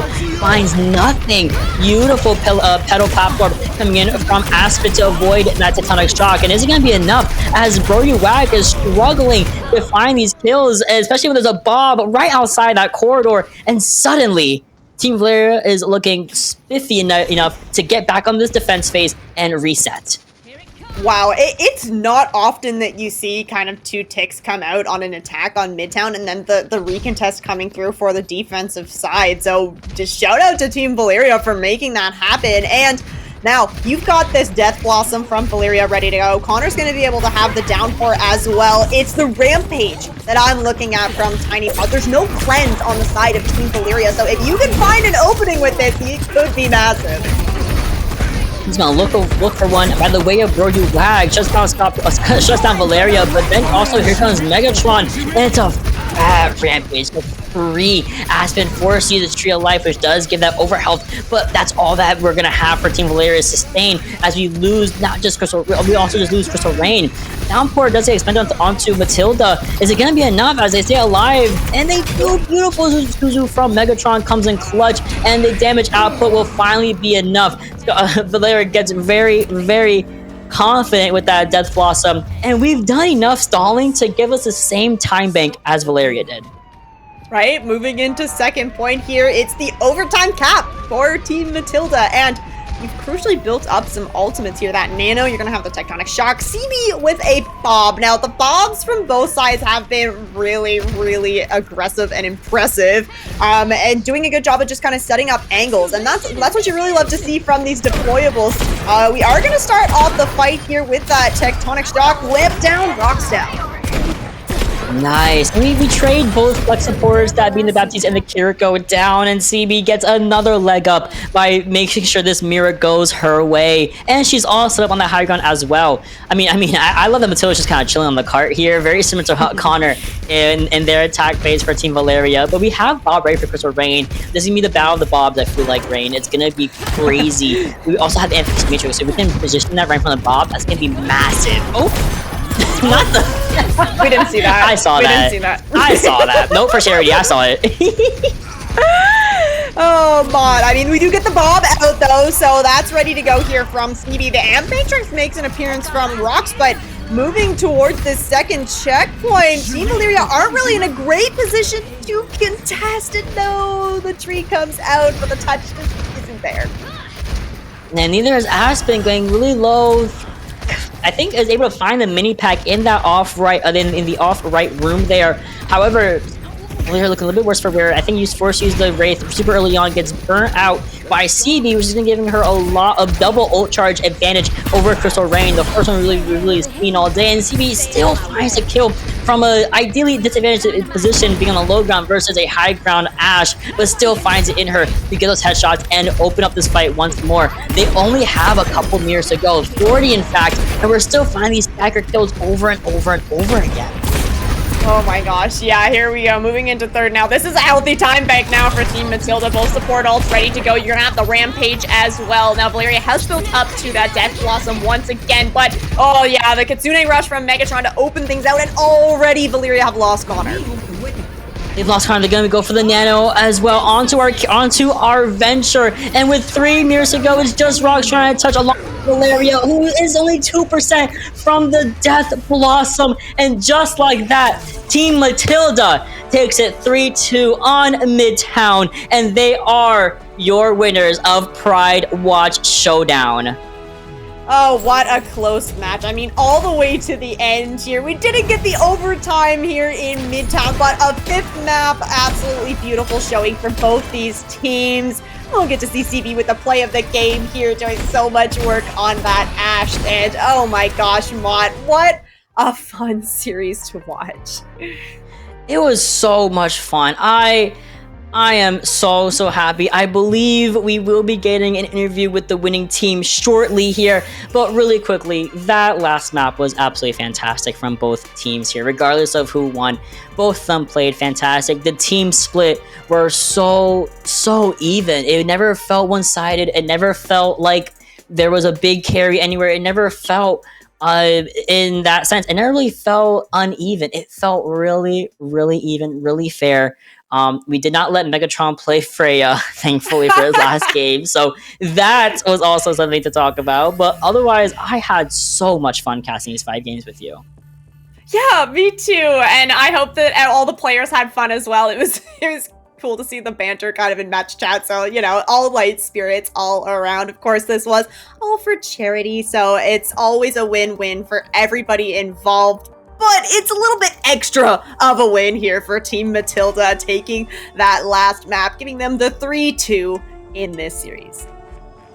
Absolutely, and this is the reminder of where we went to. I know, don't wipe your eyes. Your contacts and your glasses are reading that correctly. Horizon Lunar Colony was in fact played for our map 3. That was the surprise, I guess, was the map 3. No roll lock, absolutely so fun, so phenomenal. I love that. By the way, Team Matilda was so honest. They didn't even try going roll locks. Like they didn't even try like joking and doing extra tanks. They just went 1-2-2, which was so funny. Otherwise, we have one more treat for you guys. You thought that we were done? You thought we were done? No. We have a very, very special announcement really quickly. As we load up this next secret 6th game, I have to give a massive shout out to our favorite custom game, Mauga's Nipple POV, giving us a $150 donation a little bit earlier. So just for you, Mauga's Nipple POV, I have a surprise. This game 6 is going to be going over to the Mauga Nipple POV custom map. We're still taking donations. If you love Mauga Nipple POV, please support. Please do !point donate in the chat for that Tiltify link and donate some extra dollars just for this amazing custom game. Yeah, exactly. It's, this is the secret one. So this is it. Y'all made it through the stream. You supported us in ways that we could not have expected when we came into this stream. That $1,000 goal just absolutely gone. We're so far away from it now. Beautiful stuff. So y'all deserve a little extra special treat as I do see us getting loaded into the giant Mauga. Oh my goodness. We're going straight in for it. I mean, we know Mauga Nipple POV. Whoa! I forget that's from a spectator POV. This looks crazy. Oh my goodness, this is absolutely fantastic. This is Mauga Nipple POV. Once again, thank you so much for the $150 donation from Mauga Nipple POV himself, or themselves, excuse me. Oh, this is fantastic. Look at Mauga. What a guy. What a handsome fellow. The aura on this man, just the pure smile. It's just the chaos unfolding underneath. Oh my gosh. It's incredible. I honestly don't know if my PC would be able to handle this custom mode. I feel like there's just so much going on. Look at the lasers! This is what Overwatch all about, guys. Screw the maps, screw the showdown. Not charity though, we love charity. It was all about Mauga Nipple POV at the very end of the day. Coalesce is coming through as well. It is all just hectic. If you have never played this custom game, by the way, first of all, it saves your mind during those long queue hours at 3 a.m. It's hilarious. It's really fun. There's always one happening, by the way. Always a Mauga Nipple POV custom lobby active. And you see the hecticness of it all. There's lasers coming out of Mauga's nipples. It's what Overwatch was meant to be. No stadium, no tournament format, just Mauga. Oh my gosh, yeah, the introduction of custom game modes into Overwatch was honestly a game changer. You just see how creative the Overwatch community can be. I mean, there's no way that you ever would have expected that this is something that would be in your Overwatch game lobbies, right? So I mean, yeah, go check out the custom games. Like Bud said, I guess if you're up at 3 a.m., this is gonna go really hard. I kept saying POV. I'm sorry, I meant PVE. This is definitely a player versus. I was like, could be, yeah. My bad. Well, I mean, personally, I'm in the POV of these nipples. Personally, for me as a gay man, but otherwise, this is all what it's all about. Thank you so much to everyone who participated. Thank you everyone for over $8,000 in donations. Thank you everybody, all of our streamers, all of our players, all of our voice actors and actresses who came out to support this event. Thank you to Ex Oblivione for hosting this event. Especially thank you to our producers and our observers who worked tirelessly for those graphics, for the replays, for everything. It's a lot that goes behind the scenes. I was just here to yap about the game, and I had a ton of fun. Yeah, I'm so grateful that we got to be a part of this, Marcus. Yeah, I just absolutely, what a treat to watch all of these talented players and casters. I have never witnessed Malga PvE. I am not a custom game connoisseur, so this is all just, I don't even know what I'm watching right now. What is the goal of this? Do you need to take down the Malga? Like, oh my gosh, now there's 4 of them. Like, what do you even do? You gotta take down the main Malga who's shooting at you. This is they didn't have the attacks. They're gonna be like bracing for impact and they all just explode. As you can see, it gets very, very hectic. It's just a bunch of Iyari ults and everything going on. Like it is a lot that happens here, and they are Can I be serious? I have never gotten to this point because my queues don't last this long to get to this point. So I've never actually seen the full end of Malga PvE personally. But my goodness, is a fun time right now. Oh my goodness! I think that we're winning here. I'm feeling like we're gonna be winning this Malga PvE here. We've taken out the mini Malga, so that's big. Okay, the threats are coming in. Oh my gosh. And now it's just a bunch of Winstons. Okay, we've done a good job with that too, though. Look at these teams and their synergy. There's nothing that you can throw at them that they're not going to be able to handle. It's the power of friendship, truly. I promise this is the last segment before we have our actual interviews, but this is beautiful. Again, donations are still open for the Trevor Project, which goes, the proceeds go all the way towards children and the youth who are questioning, who are LGBTQIA, and any support they need, especially with suicide awareness. It's a very good initiative. So, again, donations are open. Go to the merchandise store as well at the Obliviones.com or /store. For the bundles, for separate items, for charms, for pins, for stickers, desk-sized mouse pads, custom design, have the PrideWatch logo all over it. It is so well made, so well done from our artists, from our graphic team. Everyone chipped in, did their work for this event to be as fruitful as it was. Yeah, absolutely. And so you're seeing kind of at the bottom here, we passed that $8,000 goal, and that is just from your donations alone. So we're going to tally up all of those proceeds from the merch as well. And then we're going to get kind of a grand total, everything going towards the Trevor Project. Such a great cause, and such a great way to end out this stream too. We are doing so well on this Malga PvE. Loving all of this light show, and yeah, I said it once, but yeah, my computer is not handling all of these graphics. I can see why maybe you're only in these for a short while in the queue, mod. No, literally, I'm only in this for like the first phase, maybe the second phase, and then it's just like, oh, we are going all the way. There's so much going on. Not the big phase on the Malga, but otherwise, it was a great event. This is again, big thank you to Malga Nipple PvE for donating $150. This is just for you, buddy. We love Malga Nipple PvE. Yes, we do. The custom games.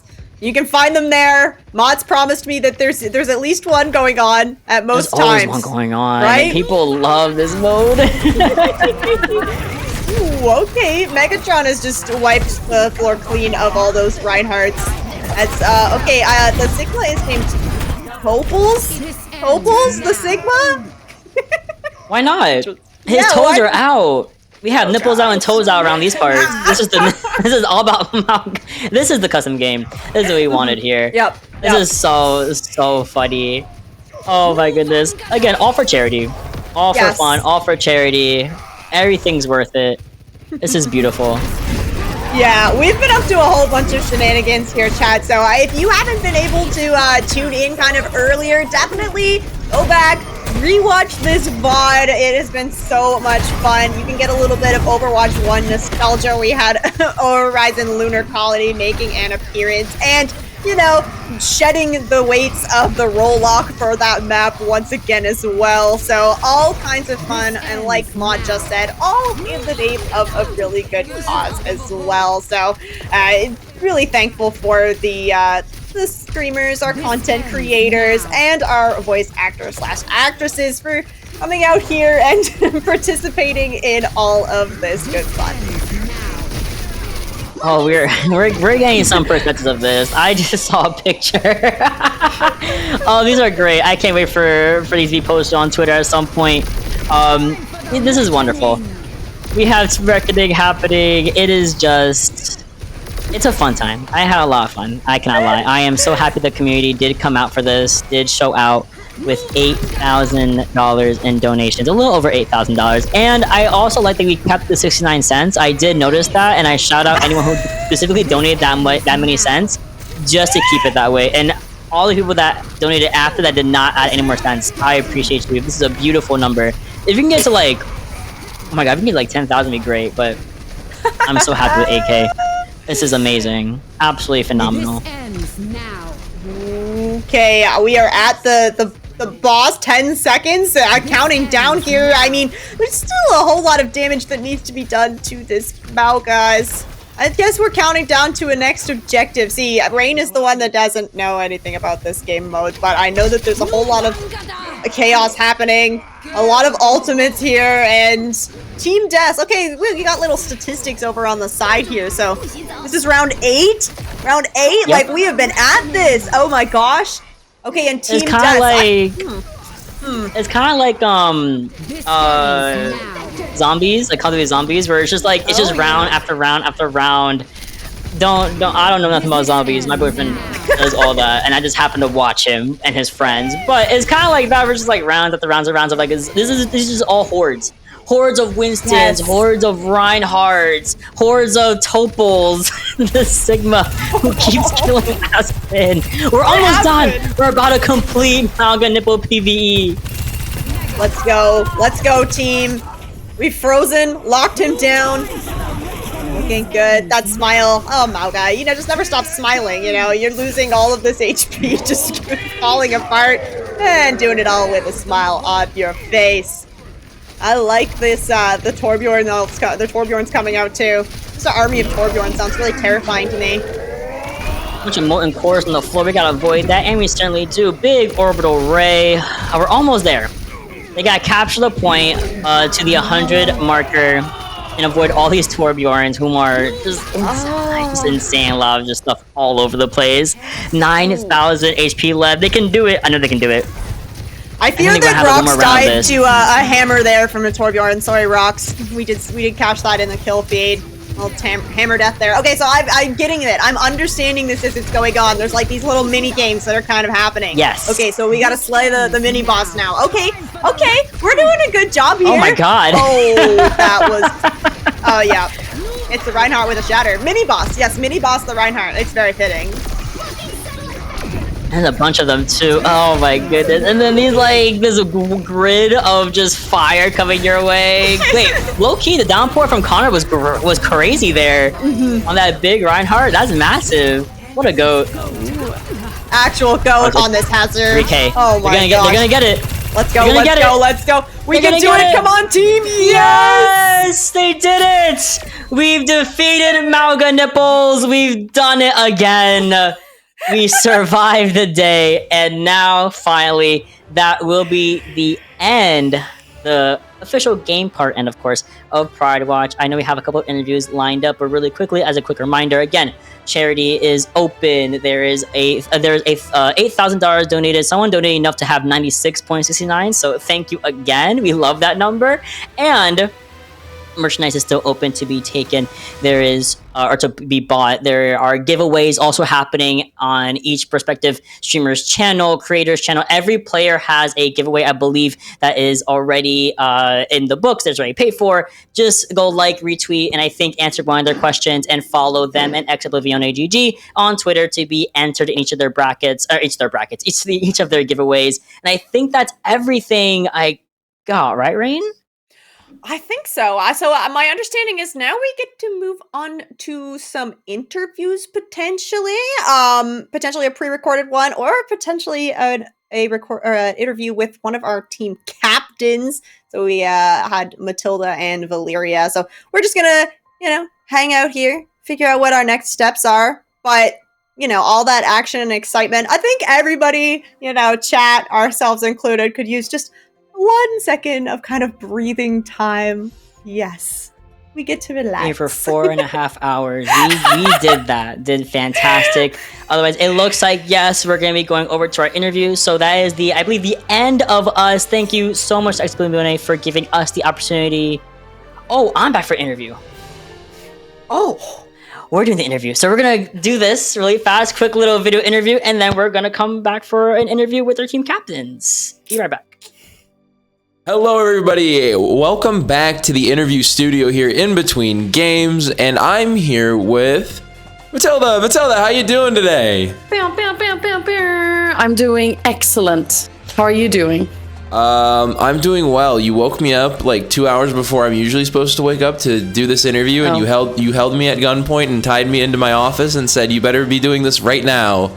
But for those who don't know you, Give us a little bit of a brief description of yourself. Tell us about yourself. Yeah, who am I? I don't fucking know. My name is... Yeah, right? I don't even know. My name is Matilda Smedius, and I'm from Sweden, and I'm a voice actor, mostly known for my job as Brigitte in Overwatch. Also the voice of Winston, so... and I'm also a streamer on Twitch, and I also co-own the esports organization Ex Oblivione that you might know of. No, I don't actually. Yeah? I'm just That's awkward. I'm just kind of there in that organization. But you don't really care. You talk about Overwatch a whole lot in that, but what makes you love playing the video game? Like, why do you? What is your love for Overwatch, or where does your love from Overwatch come from? I played it before I was cast in it. I want to make that very clear, and I think what drew me in was like the diversity of the characters and like the colorful maps, and honestly the diversity in the maps too. And just like the sense of this game being made for anyone and not just it being like gray and beige and green and brown, like military, like ugh. It's like fun and cute and like maybe a little bit cartoony even. Yeah, and I like that. Like yeah. Yeah, it's a game where maybe I could find myself. I didn't think that then, but it just happened to happen. But yeah, that's what I love about it. And now I'm thinking about you with the green screen of my old off. I don't know what you're talking about. This isn't a green screen. I don't know. It's so dumb. It's so dumb. Yeah, it's because we're obviously brother and sister, so I'm in your old room, and yes, we're twins actually. Yeah, twins. Fraternal. Yeah. Twins. Greetings. Is that the greetings? Okay. Is that the one for fraternal? That's the one where you look alike, right? Like identical, right? No, that's identical. Oh, fuck. I think fraternal is when you have separate eggs. I don't know, but we look identical though. We are not chickens. We do not come from eggs. But what we do come from is the video game Overwatch. And what is your favorite game mode or map? My favorite. I had to Google this to be able to answer this question. My favorite game mode is called Hybrid, and it's where you take over a point. And then to escort a payload. Mm-hmm. To then escort a payload, and it's called Hybrid apparently. And then my favorite map I also had to Google. It's called Midtown. I like that map. I can't believe you like Midtown. I hate Midtown, bro. No, I knew it. I knew whatever I said, it was gonna be something that someone's gonna be like, fucking Midtown, fake gamer, fake gamer. Yeah. But I do like that map. It's a pretty map. I just always lose. Yeah. Oh well, that's your problem. So true. That's Skill on issue you. on my end. Yeah, like get good. You know. I cannot wait to spawn camp you in this event. If you could make No. one crazy balance change, what would it be and why? Yeah, I had to think long and hard about this. But I want to delete Doomfist. Because I hate playing against Doomfist. Also, but we can keep Doomfist if Doomfist is on my team. But otherwise, delete Doomfist. But keep Sar in the game. Sar can do the voice of any other character. He can take my character. But delete Doomfist when he's not on my team. Thank you.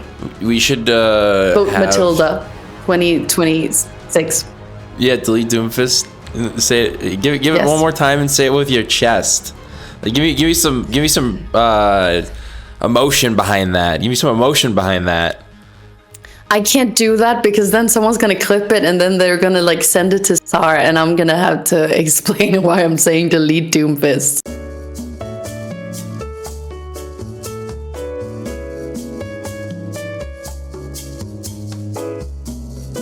I want to delete Doomfist. Delete Doomfist. Vote Matilda, 2026. I know your passion for deleting Doomfist is through the roof. Real? And very real. But what other passions do you have? What are the things you have going on? What is one goal personally or professionally you want to reach this year? I didn't know. I didn't even think that I could answer this question like professionally. But I do have a goal like in my private life, which is I want to befriend my neighbors. Because I want to get like a sense of community where I live, because these troubling times are so hard and I feel kind of hopeless. And so I was thinking like, what can I do? I can befriend my neighbors and make it nice to, I don't know, make sure they know I can help them if they need help, and like we can, you know, give go back sugar and flour to each other's. And so far it's not going that great because Swedish people don't like talking to strangers.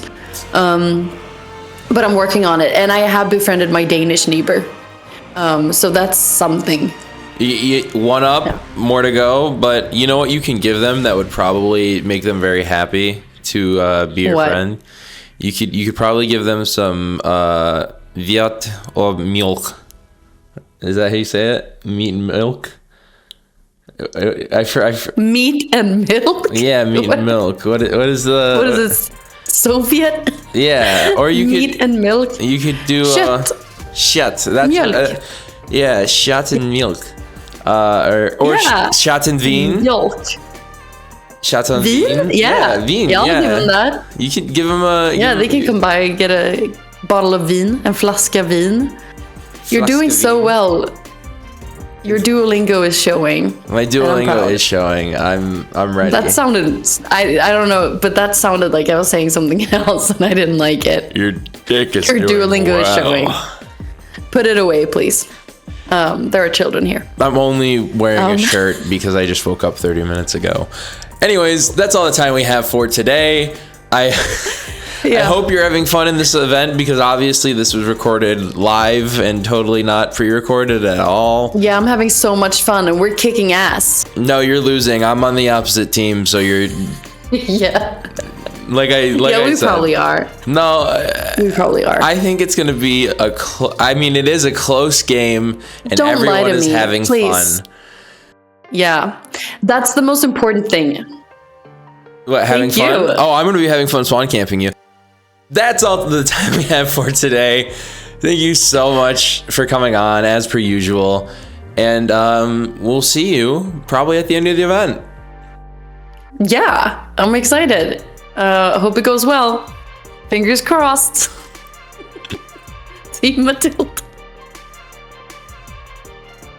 Welcome back, and I, as you can see, have two wonderful guests here, the respective leaders of their teams. I have Matilda and Valeria here as well. Guys, what a absolute Game 5 banger. Yes, say hello, say what you gotta say. I know some words were exchanged in that chat a couple of times. How are we feeling for PrideWatch? Overwhelmed, tired. Sorry, I took the lead. I'm just feeling tired and overwhelmed and happy, and it's I can't even. The amount of times we've had to move the goal is just unreal, and I like cried like in the beginning of the stream, and now I can't even like. Yeah, I don't have any words. So Val, you go. Yeah, I'm feeling awesome. Honestly, we were talking about it before we got on. It was, they were really close games, and fair play, good game, Matilda, and it's all in good fun. The most important, most exciting part was that we raised a ton of money for charity. And so thank you guys all for putting this together and for having me aboard. Oh, yeah, absolutely. It was so much fun. And yeah, like you said, they were so close, like getting to go to that map 5. Like, this is really like a classic kind of like Overwatch tournament league that we'd love to see. I am wondering because, you guys had some streamers on your team, some folks, some content creators that were, they play the game a whole lot. They got a lot of experience. Did they really kind of help take the lead when you guys were like forming these team compositions? Because Mott and I were saying like these comps actually like made a lot of sense. It felt like there was a lot of synergy in the teams. You go first. I think like half. Like a lot of it was, the streamers like helping out and being like, oh, this would be good for this and that kind of thing. But it felt, at least for me, like really collaborative. I was like, we figured out who was tanking, who was going to be support, and we just kind of let everyone play who they were the best at or like was most fun for them. And I think thankfully it just worked out, except for that one game where I was a very bad boy. I was a bad team leader. I said, let's all go tank. Let's crush the opposition. I would say we were definitely the more brutal team, and I was giving them full permission to be horrible. Whereas maybe y'all took the kinder route. Though I will say, CB, crushing me over and over again. But I think overall that synergy just came serendipitous. Yeah, I think we also I just let people play whatever they wanted to play, and it worked out quite well, which was nice. And then basically the rest of my team just went on to do great things, and I was there. And I was cheering them on, and I was telling them how good they were and how it was all for charity. I told them from the beginning, I was like, it doesn't matter if we win or not. We're just gonna have fun and raise money for a very important cause.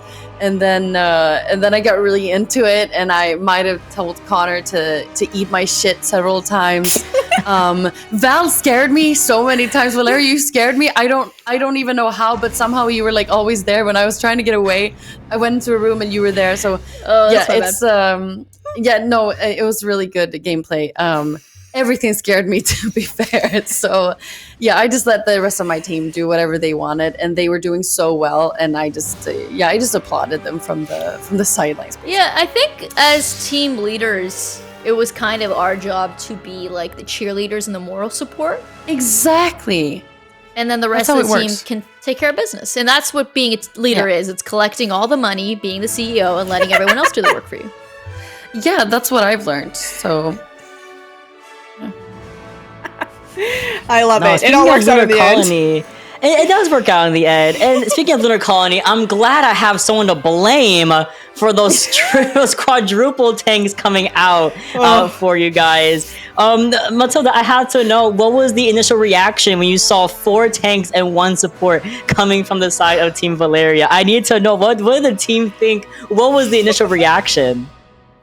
I mean, it was pure panic at first, like pure panic. We didn't know what to do, and I remember my initial feeling was like, how could they? Like, I was like, that's against the rules. You can't do that. But then it was fun, and we were just having fun. I mean, we wanted to go out into space and have a battle there, so we already like shook the ground a little bit. So I think maybe both teams were just being little rascals and just doing whatever we wanted to do. But no, it was sheer panic and chaos, and we did not cope. It took a while. Oh.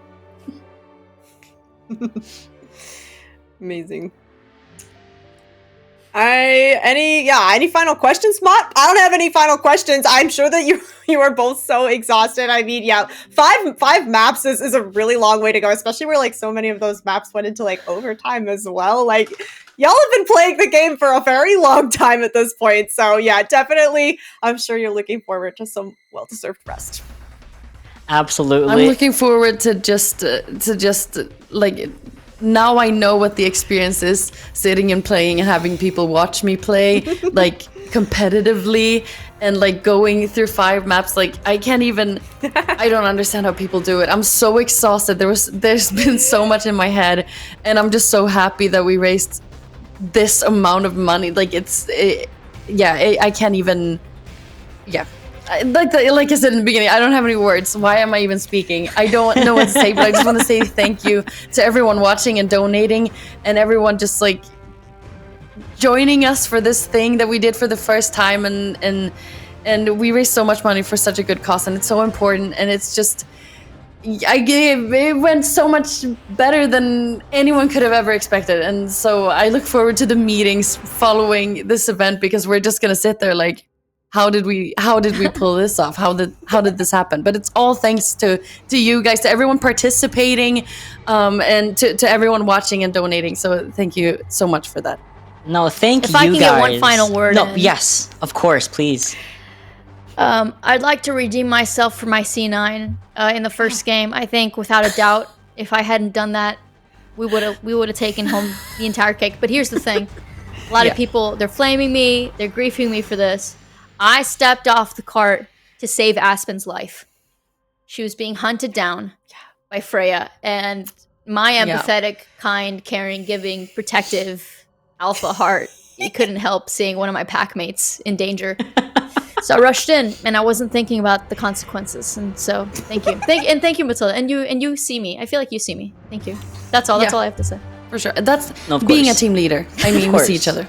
You gotta help out the rest, because Aspen was in the car and she was like, I can't be on the car anymore, someone's looking at me, and Valeria came to the rescue, but at the cost of the objective. But we forgive you over here. We forgive you for sure. It was all for charity, of course. C9 for charity. Charity 9, if you actually will. C9 for charity. Charity 9. But also, I want to give you and the rest of your teams a huge thank you. Thank you for your time. Thank you for being patient with us. Thank you for being in the lobby. Thank you for playing.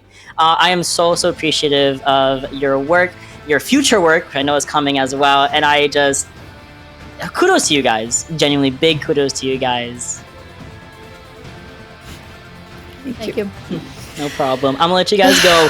Please rest. I know it's been a long 5 games. Please go rest. We'll see you guys some other time, definitely in other avenues. But otherwise, we're gonna go to a very quick break, and we'll be returning with some final words from Rox. Otherwise, thank you. Big kisses. Happy Pride Month, and we'll be back in a couple of minutes. Happy Pride!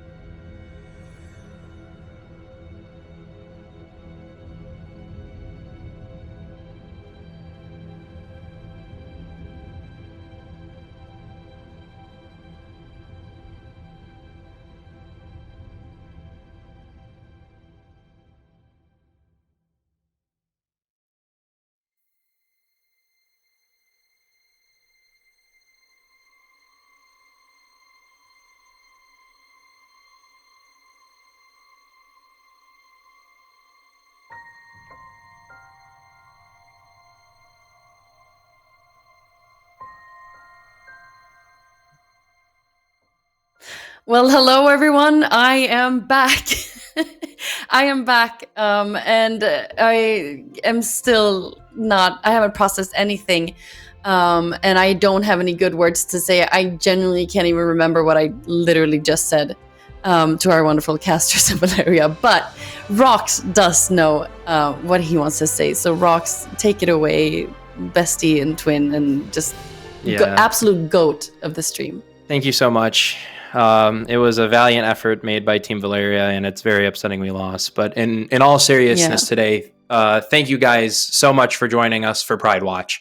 I think everyone here can be proud of the money we raised for a charitable cause. All the proceeds, whether it be merch bought from the PrideWatch store or a donation through Tiltify, it will all go to the Trevor Project, which the Tiltify is roughly at $8,126.69. Nice.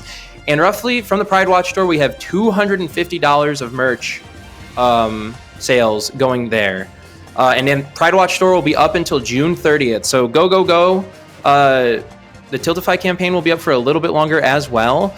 But the Trevor Project being about mental health is so important. And to close us out, I'm kind of being a little selfish here. Personally, from the bottom of my heart, and I'm sure everyone here that played today will agree with me, no matter who you are, you matter. No matter who you are, you deserve to be heard. No matter who you are, you deserve to exist. LGBTQIA+ or ally, your feelings are valid. It's okay to be sad. It's okay to be scared, and it's okay to cry. Just know that you're not alone. You have a community that truly cares about you. So from the bottom of my heart and everyone else's, thank you for your time today. Stand strong, stay proud, and we'll see you soon. Thank you so much for that, Rox. I